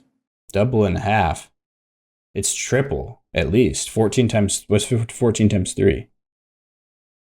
To get to 44. 42. Yeah, so it's over triple. Oh, it's triple. Yeah. Celtics are double and a half from when they did it. Yeah, 24 times 3 would be 72. Yeah. So that's the thing. I'm tracking. But But yeah, you were right. I think I worded it like they had the most wins. I know what you mean now. Proportionally, they had the biggest mathematical turnaround. Mm-hmm. But in terms of just raw wins, obviously it was not the same. But now I'm tracking. After the Celtics assembled the Avengers. Yeah. But you like the over on them? A lot. Like I like the over a lot. Just I feel like the things that they have that they're going to be able to like piece together. I feel like it's not going to end up being the same, But we had like OKC make the playoffs, and then we had OKC like lose in that Western Conference Finals to the Mavericks, and then obviously last year happened. I feel like this is the Pistons lose in the Eastern Conference Finals to the Knicks or whoever it ends up being. Like, this is a year that they will be like, they'll get a lot of experience in the playoffs, they'll make a deep run, and then they will explode next year. I think the Thunder lost in the play-in 2 years ago, and then they lost in the second round to the Mavs the year after that. But yeah, that felt like the Western Conference Finals, though. Because everybody kind of said it was because that Nuggets Wolves series was such just a fist fight that they're like, they're dead. Uh-huh. That team has no legs left, which I don't know if either of them would have. But you're right. And then the play-in I counted as the playoffs, but they were there. They did not obviously make right there. I think they lost the Pelicans. The Pelicans went in over them, I want to say. Yeah. But I feel like that's like a similar trajectory where we saw last year what we saw. This year will be that kind of middle year. They'll win a playoff series. They'll learn some things. The East is down. They get a little spicy, and then they like kind of explode forward. If the Thompson, like if Amen gets like to the same, if Asar gets to the same level as like Amen seems to be in the trajectory of, or gets close to it, that's crazy. That's huge. That would be. And then I just feel like that's a very real possibility. I like the identity the team has. They're like built for playoff basketball. Like, they're just like, yeah, we can slow this game down. We'll fight you. It's fine. Yep. Not like literally fight you, but like we'll get in a mud fight. Like, and we're ready to fight you. They will do that too. Yeah. Bryce Williams is on the Pistons? Yeah. I didn't know that. Not even a two-way. He's just on the roster. Yeah, he should be on. It should be Juwan Gary. I know it because Juwan Gary just feels like a Piston to me. But yeah, Bryce Williams is. That's news to me. Wow. He's just full on the roster. Because he was on the Juwan Gary was on the Clippers for Summer League. For the Summer League? So I believe Bryce Williams was on the Pistons for Summer League. Okay. But, yeah, they also got Chaz Lanier in the draft, a shooter. But yeah, Tobias Harris is returning. And yeah, obviously they lost Malik Beasley, who's now a free agent after being waived of all of his charges, apparently. That all went by the wayside, I guess. Asar Thompson continue to get better, like you said. They've got like how the Amen and what's his name? I can't remember his name. One of the Tari Eason. There we go. On the Houston Rockets, the Terror Twins is Amen Thompson and Tari Eason. I think the Pistons have their own version of the Terror Twins with Asar Thompson brothers and Ron Holland. The Bruise Brothers. Yeah, and they're just mucking things up. As defensive wings that can't really shoot. But yeah, Bryce Williams, I think, will be fun. I'll be rooting for that also. Javonte Green is also on this roster. But yeah, Cade Cunningham, obviously the engine of the team. Hopefully Jalen Duren takes another step up. I know some people are also thinking that the loss of Dennis Schroeder is going to hurt, but people are forgetting about, Jaden Ivey. Jaden Ivey. Yeah, he was injured during the playoffs last year, so him coming in and filling those same minutes that and Schroeder lost. Dennis Schroeder playing for Germany is not the same as Dennis Schroeder playing for anyone else. That's true, but he was important for them in the playoffs last year, guarding, defending guys on the Knicks, Jalen Brunson mainly. Did you see that an argument because it's the Basketball Hall of Fame that Dennis Schroeder is a Hall of Famer because of everything he's done for Germany basketball? I mean, it's a crazy run that he's on, but yeah. So I wouldn't be surprised, to be honest, with some of the guys that have gotten in there, like Tony Kukoc is in the Hall of Fame. So it could happen. And a lot of it's because of the international side. Yeah, almost all of it. Yeah. So, because his NBA career was pretty underwhelming. Like, he was part of the Bulls teams, but he was, like a kind of an afterthought for the most part. But yeah, Duncan Robinson coming home to Michigan, as well as Karis LeVert. Both Michigan not Wolverines. That's Wisconsin. What is Michigan's mascot? Wolverines. Wisconsin Badgers. Why do they have such a... I've never noticed that before. That they have such similar mascots. Wolverine and Badger? I guess. I don't know. It's just it's weird that I've never thought about that before, I guess. Yeah, Michigan Wolverines and Wisconsin and maybe it's the W's. I was thinking like Wolverines must be Wisconsin because it's. Oh, I was like, brother, man, where are you getting the W? I'm tracking now. Yeah, maybe. Yeah, feels like that's probably where my wires got crossed. But anyways, yeah, Michigan Wolverines. That's a homecoming for those guys. Karis LeVert, and he's like he could just fill in the Malik Beasley spot potentially if he has another jump, like Malik Beasley did last year. Marcus Sasser is still on this roster. Yeah, I'm going over. I think we both are. That'll do it for the Pistons. I'm excited for them. They'll be one of my league pass teams for sure this year. That is definitely going to be the case. The Indiana Pacers is the next team here in the Central Division. Their line is 37.5 wins, which is 10 fewer than their line was last year, where they went over by 3 games, or 2.5, to get to 50 wins over 47.5. This year, I'm feeling... I feel like we're going to keep doing the same thing because I feel like, are you going to go under on them? Yeah. On 37.5? Pretty aggressively. Not quite. I don't know about lock. They're a lock contender. Yeah. For 37? I know. I feel the same way. I might just do a stay away, actually. Stay away? That's fair. I just feel like there's no way. Like, I'm like, who... Is Jay Huff going to be their starting center? No. Yeah, there's no... Like... There's nothing. Yeah. Like, there's Pascal Siakam. Andrew Nembhard, I guess, will have to take a big leap if they're going to... The same exact way that I feel like Jokic impacts his guys, Halliburton also helps offensively the rest of all of them. Mm-hmm. And I just don't think it... I mean, it's Rick Carlisle. Maybe I shouldn't throw so much like he can't figure it out. He will, because that's what he does. Mm-hmm. But I'm, like, very out on this... It felt like... Pacers team. With them letting Miles Turner walk the way they did, it feels like they're committing to this being a gap year. Yeah. Let's win 7 games. We don't care. Mm-hmm. Like, let's be terrible. Try to go get like AJ the DeBanza. slightest the slightest hint of injury. Be gone. We're done. We're not messing around with it. You're just Pascal Siakam, take a break. You take a break. You take a break. It'll be like the Sixers last year, probably. Yeah. Because there's like 3 really guys in this upcoming draft that are like tankable, names. 3 guys that are like number 1 overall picks most years. This past draft, it was like Cooper Flagg and then Dylan Harper and drop off. And then this year, there's a lot more, depth up there at the top. So I think this is a good year to have a gap year for the Pacers and maybe even your Celtics. But you think they'll not do that, though? I don't think they will, just because of how far you'd have to fall. And they're like, it'd be huge. Like, it would almost make, it would be hard to get around the NBA investigation because of the decent talent you have on the roster with how it's constructed. Unless there's, Lord forbid, there's a huge injury or multiple likely to truly be like, oh, no, you guys are, Baylor Shireman's our top scorer type of pain. But yeah. But honestly, now that I'm thinking about it with the Pacers, I could see them cobbling just like, Andrew Nembhard and TJ McConnell full time as their point guard minutes. Like, they could get by there. Would they have enough talent with Aaron Nesmith and Ben Mathurin on the wings, Pascal Siakam? But then, the center spot, losing Miles Turner is huge.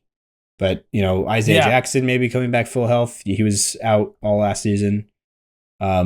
He's, promising big man. And Jay Huff, I think is a good backup center in the NBA. But the thing is, he's kind of slated to start, I think, right now. Unless it's Isaiah Jackson. But, yeah, so that's where I'm sitting with them. I could see them going over maybe, but I feel like it's going to be a big year from Nembhard. I feel like that's the big key guy there that, is he like Derek White? Is Nembhard just going to be like literally the best player in the league outside of your stars? Like the All-Stars? Like literally the guy right outside of All-Stars. Like, I don't know. The way that Nembhard just steps up in every single big moment he's been in so far, it just feels like I wouldn't be surprised by that kind of leap from him. You know what I mean? But he just has that vibe to me, I guess. Anyways, my pick for them will be under, though, at the moment. That'll be my placeholder pick there, and you are under as well. Or did you say stay away? Did you go stay away? I said stay away. Okay, stay away for the Rothman.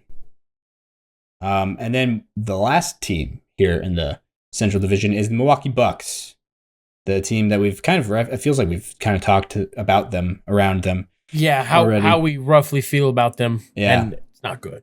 Not good. 42. I do think this is low, though. 42.5. It is low. Because you have Giannis. Like, I don't know what his wins expected or whatever, wins added. Yeah.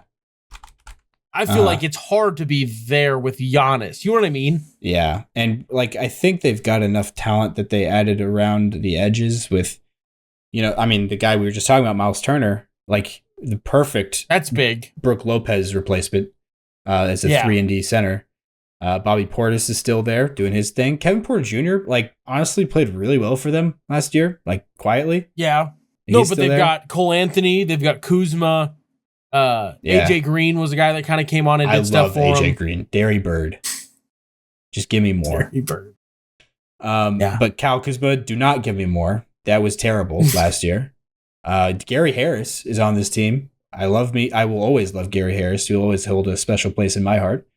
At one point, people thought he was better than Jokic. That he was the Nuggets cornerstone, and like it made some sense, honestly. In 2017 or whatever, we're far away from that now. That's going to be 9 years ago this season. Yeah, 2026. I don't think they got another point guard that outside of Cole Anthony though that they added. They got Amir Coffey. I really like Amir Coffey. I thought he was always just buried like under all of the plethora of wings that were there in LA with the Clippers his career so far. I think he can do some things with the ball in his hands or just as a 3-and-D wing. He can do all those things. Ryan Rollins, I guess, is a point guard on their team. Chris Livingston is not a point guard. Who am I thinking of? Regardless. What did you say? Sean Livingston. Oh, Sean Livingston. Yeah. I don't think throwback, but... Yeah. I think I'm thinking of like somebody who's like a 5'10" guy, Chris something. But he played for the Rockets, the guy I'm thinking of. Taurean Prince, though, is on the team as well. Gary Trent Jr., there we go. Some guard firepower. Somebody that can put the ball in the basket. But it's, not a lot. Not a lot going around Giannis and Antetokounmpo. I don't love the ball handling options they have here. This is going to be 2019 first MVP year Giannis. The way the Bucks were assembled back then, it was like point guard Giannis. Yeah. I feel like that's going to be what we're going to get as an offense with this Bucks squad here. That would be my prediction. They have Thanasis. They signed Thanasis and Antetokounmpo again. Whatever. I mean, I think that's honestly a sign of something that like Giannis probably it's more likely that Giannis will stay this season. Yeah, that they're doing everything in their power to try to keep him happy. Yeah. Exactly. It's a sign of the opposite more to me, that there was like a discussion. They're like, I don't feel great about our relationship with Giannis at the moment. Yeah. We should try to fix that a little bit. Give his family more money. Like that's. But if he forces his way out, is part of the conditions is that it's a package deal? Thanasis has to come with him? No, he just gets cut because Thanasis provides nothing to an NBA basketball team. Yeah. Except for locker room vibes. He's useless. He's useless. He is a locker room vibes guy for sure. Like he's kind of the A tier of that S tier. Yeah, which is great. It's great. Mm. Good. I'm happy. But guess what? He's not going to be when his brother's not there.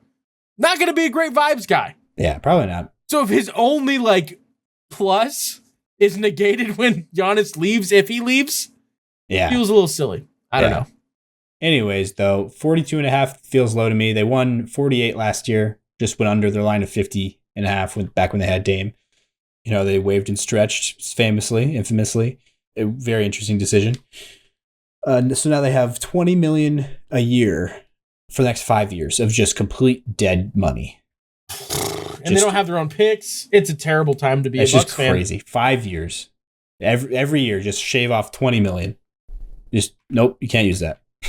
Yeah.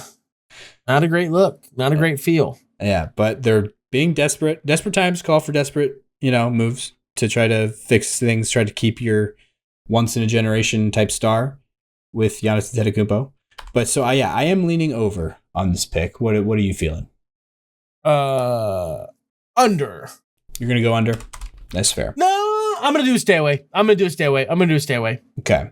Because I feel so bad about everything around them. Because if Giannis gets hurt, it's over. They're winning 6 games. Honestly, that is true. That is true. I'll stay away. Fair enough. The next, I guess, that concludes the Central Division.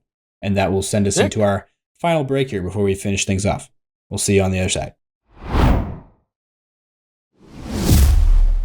Back now, we're going to go through the Atlanta Hawks, starting off with the Southeast Division. The Atlanta Hawks, their line is 47.5 wins. They won 40 last year with a line of 36.5, which that's crazy low. But yeah, that was their line last year. 47.5 feels pretty adequate. Honestly, I don't know. I don't really have a lean, to be honest, at the moment. Trae Young, obviously, in the news recently with Patrick Beverley, their feud, which was interesting. Patrick Beverley, I believe it started with a tweet, somebody saying that All-Stars, like, why is it not competitive like it used to be? Should be a competitive pickup game. Yeah, it's like you see these off-season pickup games that look like it's like the heat of battle competitiveness, but then the All-Star game is treated, I mean, it is a joke. Like, there's no competitiveness to it really of any sort. It doesn't feel like. Yeah, not really. And then Pat Bev said some stupid Pat Bev stuff like, the stars it's because take the All-Stars granted. take it for granted. Yeah. And then Trae Young's, how about you speak for yourself? And then Pat Bev's like, who are you to talk? You're not in my league, Trae Young. Which, if he would have just said, like, dude, you are not the guy I was targeting with that, just because you've got All-Star by your name, I was not referring to you. But like, I'm talking about the guys that are there every year, without a doubt, no question, auto bids. If Pat Bev would have said that instead of, you're not on my level, I had to play in Israel last year. Like, I don't know. It was just the way that he approached the whole thing I thought was stupid. I just love He had an argument to be like, yo, Trae Young, you're not the guy I was talking about. I'm talking about the guys that are there every year that just don't care. Well, I think Trae Young is there every year, but he just doesn't play as much as he's not like but he's not in the game same action. way. Yeah. He's not an all-star. Obviously, they're all all-stars, but like there's like a mega star, whatever word you want to use. There's only like 10 of them in the NBA. Trae Young's not one of them. Yeah, he's not like controlling the tempo of the All-Star game because he's not that involved. Yeah. No, the only reason you get a highlight of Trae Young is if he does something crazy. You don't just get like, LeBron scored! Or like, sick dunk from Tatum. Like, those will be dumb highlights you see on your ESPN app. Yeah. Trae Young doing anything will not show up unless you're on the Atlanta Hawks page. Yeah. But yeah, I just love the approach from Pat Bev to be like, you've made the playoffs 3 times. I made them 9 times. It's like he's acting like they're the same level of players. Of importance. Yeah. It's like, okay. I mean, there is some argument to be like, yeah, and there's some context, some teams that probably would take, like I heard some people trying to say, like the Jeff Teague crew on his podcast, trying to say that which is rapidly approaching Gilbert Arenas territory. But they're trying to say that if you put Trae Young on the 2016, 2017 Rockets team, whenever they had Patrick Beverley, if you put Trae Young in Patrick Beverley's place, they win the title.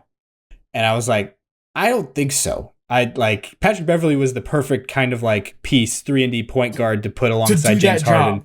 Yeah, like what is Trae Young doing alongside James Harden? Like that doesn't make a lot of sense. Taking shots away. Yeah. I don't love that. Equally stupid shots as a worse basketball player. Yeah. So there's roles for, Patrick Beverley to excel in, to play alongside a star and complement somebody better than Trae Young does, obviously. But you're building a team around Patrick Beverley, you're going nowhere. Like you're not even doing what Trae Young has been able to accomplish, which is actually a decent amount. He went to the conference finals. I love Trae Young's response to him was mainly the thing that I loved about it. The way that he just went in on him, and then like halfway through it was like, why am I even doing this? Yeah, I thought that stopped. Yeah. That was like the best point he made the entire time. Was like, what is the point of this? Why is this even a conversation we're having? You mean nothing to me. I'm glad that you're on a crappy barstool sports podcast that you have. Yeah. Way to cling to relevance, guy. But anyway, in terms of the on-court stuff, 47.5, I don't know. Porzingis? How you feel about that? Kristaps Porzingis? I'm assuming the Lithuanian flu's been cured. Latvian? Lithuanian. His own people wouldn't give him the flu. Oh, I see. I'm just kidding. I forgot. I got my L's mixed up. Still, we'll still call it the Lithuanian flu. Yeah. I don't know. It's good. Good. Yes, better. It's better than it was. That's an unequivocal answer. Yeah. But it's like I don't know. It's that's how I feel. The Atlanta Hawks are you talking about the Latvian flu, or you're talking about Kristaps when you say I was a little lost there. Oh, just Kristaps. No, the weird mystery illness he had for the last month and a half of the season. Yeah, but he's done. He's healthy from that now. Like he destroyed in the Eurobasket Latvia. Yeah. The last game he played, he had like 40 points or something like that. I hope he's good. Yes, I think it'll be awesome for the Hawks. It's an improvement over what they had. I just don't know the same. I would say the same thing he was playing for the Celtics. I don't know what Kristaps is going to be come season. I don't know. Yeah. How long does he stay healthy? You can never rely. Exactly. Yeah, for sure. Yeah. No, I agree. 47, I would like to say over, but I just don't know. Mm-hmm. I'm going to say over. That's fair. What would you say? I'm honestly not sure. I'm kind of on the fence with this one, but I love their additions in Luke Kennard and Nickeil Alexander-Walker, as well as Kristaps Porzingis. Their big man rotation is just a lot more. Like, I like that a lot more than having Clint Capella kind of just destroying things with Onyeka Okongwu. Kind of, I feel like those guys kind of cannibalize each other a little bit. But this is a lot better of a fit. They can play alongside each other a lot better.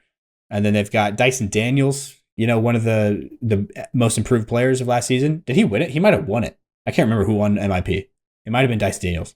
But Zachary Risache, the rookie last year, that he almost won Rookie of the Year. I think he got second. He did. Dyson Daniels won MIP. Yeah. So there's that. Him taking another step up, maybe. But he's definitely one of the best defensive guards there is in the NBA. Perfect backcourt mate for Trae Young, for sure. Asa Newell, I really liked as a rookie, like the guy they got in the draft as a lob threat to pair with Trae Young as well. Nikola Jurisic, out of, this says he's from Germany.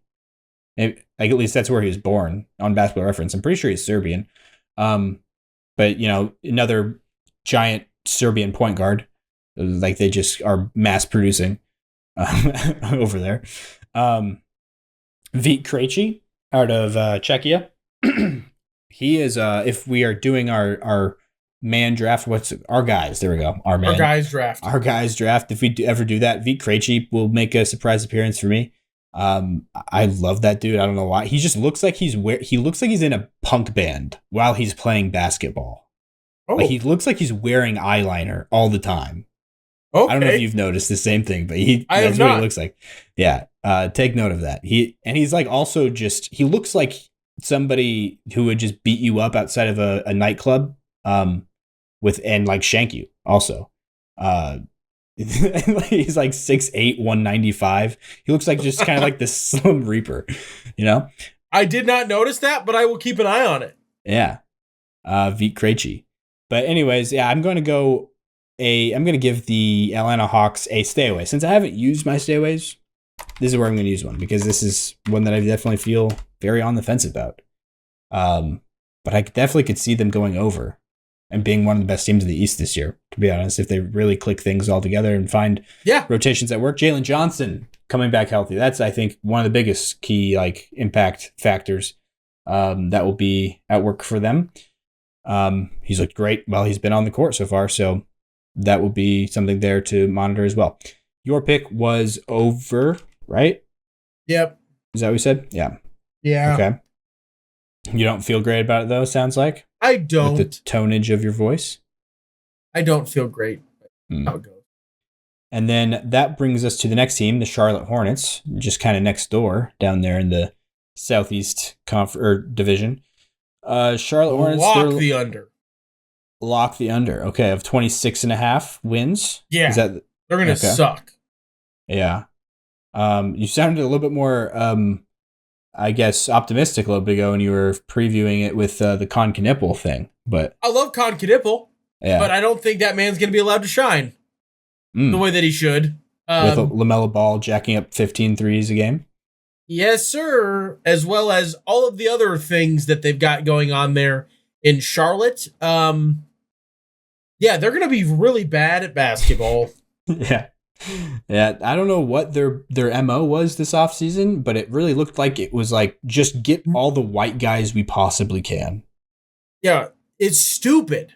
That's what it seemed like with Mason Plumlee and all the guys they drafted. Yeah, Kalkbrenner and Knipple. And the other guy, what's his name? Liam McNeely. Yeah, I don't get it. I'm mind boggled. I don't understand what they're doing. I thought that Michael Jordan was the problem with the franchise. That's what everyone was telling me. Doesn't seem like anything's changed. Yeah, Drew Peterson of Celtics fame is on their roster as well. They got another white guy. I don't know what it's literally, and Pat Connaughton is on the roster still. So I thought they would dump him, but they just literally were like, any whites we can find, go get them. Bring them here. There you go. Collect. Get in the bag. But yeah, Miles Bridges. Maybe he's a good functioning member of society now over all of his past transgressions. Gonna shine there in Charlotte. But yeah, I don't feel great about this roster for sure. They have like talent. It's another one of those teams that like, it's kind of like the Raptors, but like way worse. It's like a worse version of the Raptors to me, where they have a lot of players. They're like, they're good. Like they could be something. They have talent at least, but they don't fit together all that well. Is Seth Curry still here? Where's Seth Curry? I don't see his name anymore. Retired? He might be. I guess, yeah, he's not on the team anymore, unless I'm skipping over him. That surprises me, but yeah, I don't know. I don't feel great about this team, but also 26.5 is not like a super high number. They definitely have like, if players stay healthy, it should be perfectly attainable. You know what I mean?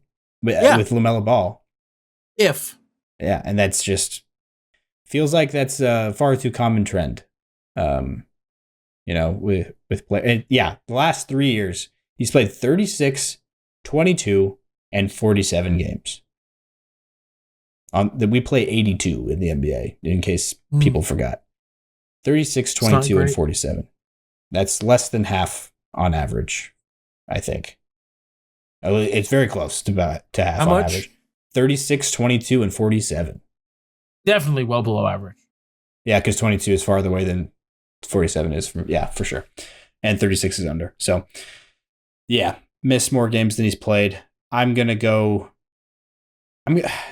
stay away on them since I still have my stayaways to use. I've used one so far. Yeah, this is my second. I want to say. Yeah, this is my second stay away.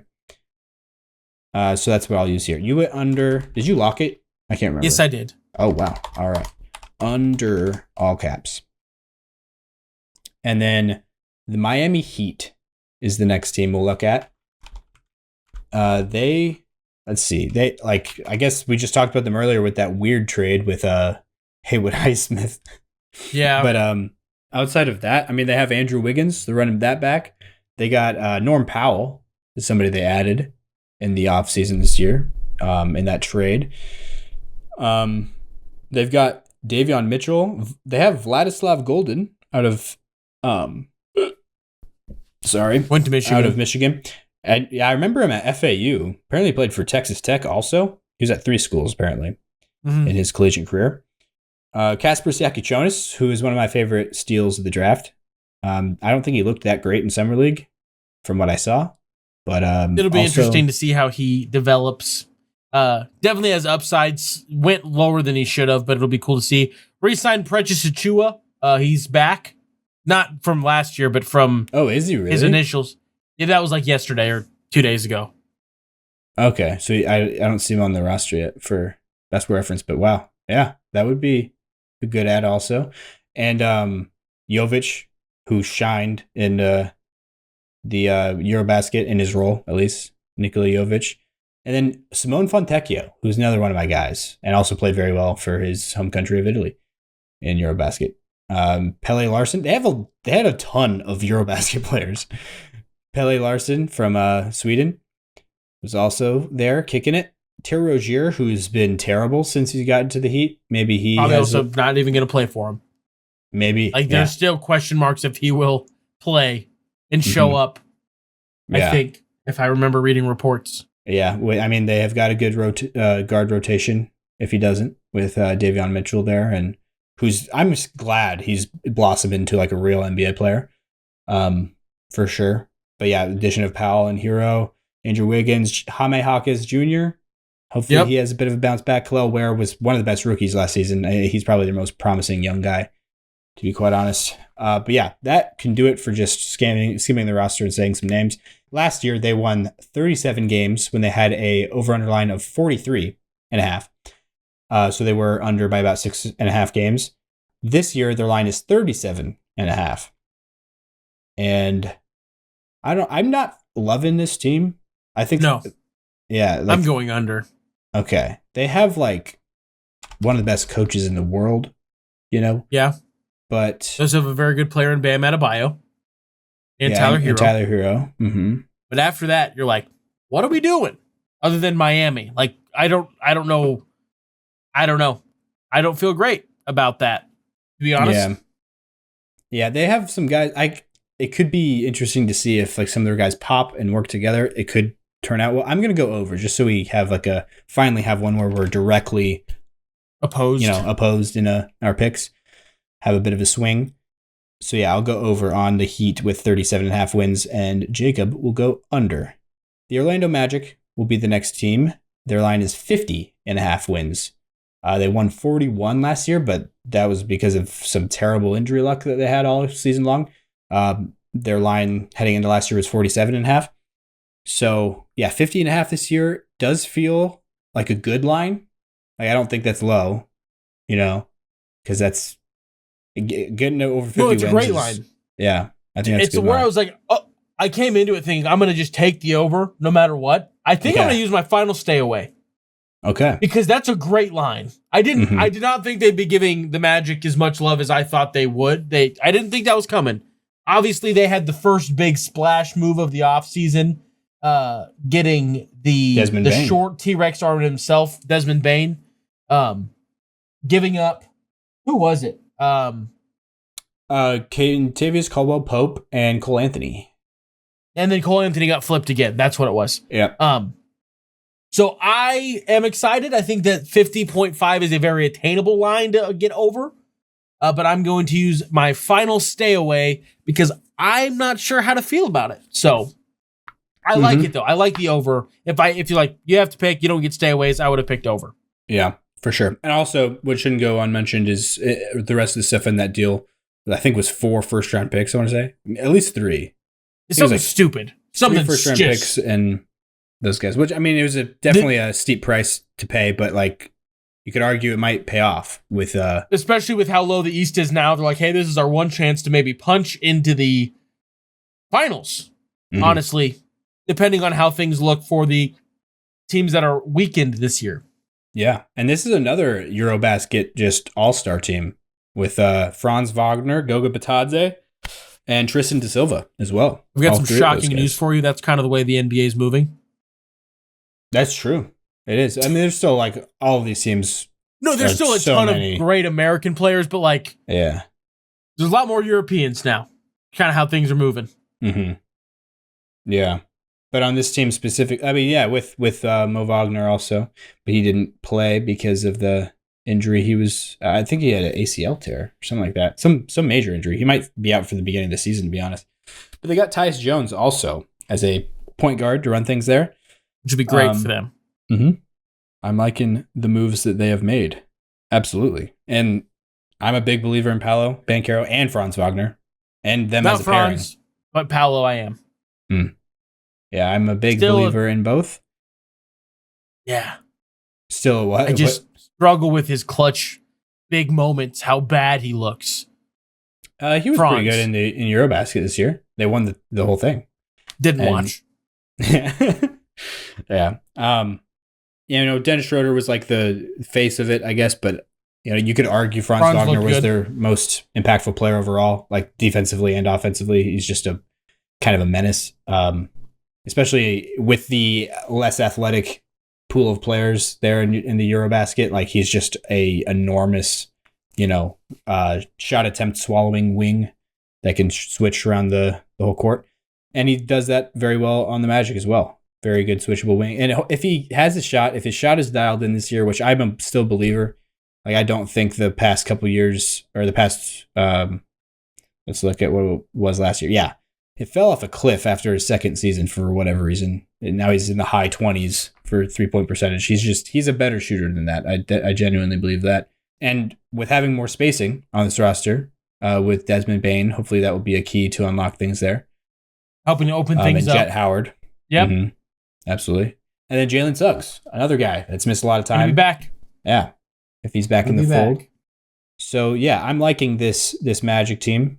And you went stay away. I'm going to go over, I think. 51 games might be doable for this Magic team. I would have said over if I didn't have stayaways, as I said. Like I'm very high on it, but I have to use stayaways, and this is one of the ones where I'm like, I could see it going poorly, but the likelihood that they'll get the injury bug twice with this youthful of a roster doesn't feel likely. You know what I mean? Absolutely. Yeah. But you would think. Who knows? For sure. And who knows? Especially with, Paolo and Franz both last year were out with the same exact injury, the torn right oblique, which is like not a common basketball injury at all. Yeah. So that brings us to our last team, the Washington Wizards. 21.5 is their line. They won 18 last year with a line of 20.5. We can make this pretty quick because they don't have a lot going on. I did like their pick, though, in the lottery this year, Trae Johnson. And required Serbia mention, Tristan Vukcevic. I like him as a young prospect as well. Stretch big. And Alex Sarr, one of the top picks from last year's draft. And Bub Carrington as well. And they've got a lot of old guys, too, with Chris Middleton and CJ. I don't really know what they're doing, to be honest, with Chris Middleton and CJ McCollum. And Malachi Branham apparently is on this team now. I just feel like they're what the Nets were 2 years ago. Mm-hmm. Yeah. Like after the KD fallout, where they just kind of had this weird. They had some young guys they liked.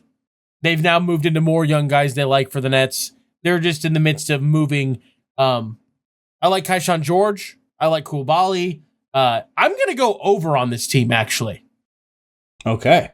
I like what they're doing. They've got a lot of guys that are going to be able to cook. Corey Kispert. Corey Kispert, Cam Whitmore, just guys that they're going to be able to give the openings to cook and just kind of go. I forgot about that Cam Whitmore trade. I don't see his name here, but it's at the bottom. That trade was crazy. The Rockets just completely gave up on him, gave him away for a second round pick or 2 second round picks. I think it's just because they wouldn't have found a spot for him. Yeah, but still, it's thrown away for, it feels like nothing. It just felt like if no one else wanted him and you just needed to get him off your books to make I'm just surprised things work. Yeah, the apron is a terrifying thing. Yeah, I'm just surprised that there was no market out there for Cam Whitmore, for somebody to give up at least a first rounder. But I'm excited to see what he can do in a new situation with more opportunity, because he just didn't really have any of that opportunity where he was in Houston. But yeah, I like your zag. It feels like a zag, at least, going over on the Wizards, but still, it's so low that it's hard to call that a zag. Yeah, I'm gonna go under, though, just so we have another one that is kind of opposing each other here. And I also just don't feel great about the Wizards in anything ever. Ever since really John Wall tore his ACL for the second time. But also, as we've talked about earlier, they only got to get 22 games. That doesn't mean I feel good about them. Yeah. But 22 games is a pretty low bar. That is. But they're definitely in the most pile of garbage contention once again this year. Mm-hmm. Yeah, sorry, Wizards fans. Speaking of John Wall, he retired officially. I don't know if you saw that. Shout out Troop 41. Yeah. It's the end of an era for sure. His career, I think, could have been a lot better than it actually was. I feel like it's a pretty big what if, you know what I mean, with the injuries and everything. Yeah. But Yeah, he was a fun guy to watch in his prime, for sure. Anyways, that will do it for today's episode for the Eastern Conference. We'll come back at you sometime in the next couple weeks with the West before the season starts. But yeah, thank you guys for listening. We appreciate it. Stay happy, stay healthy. We will talk to you guys next episode. Peace.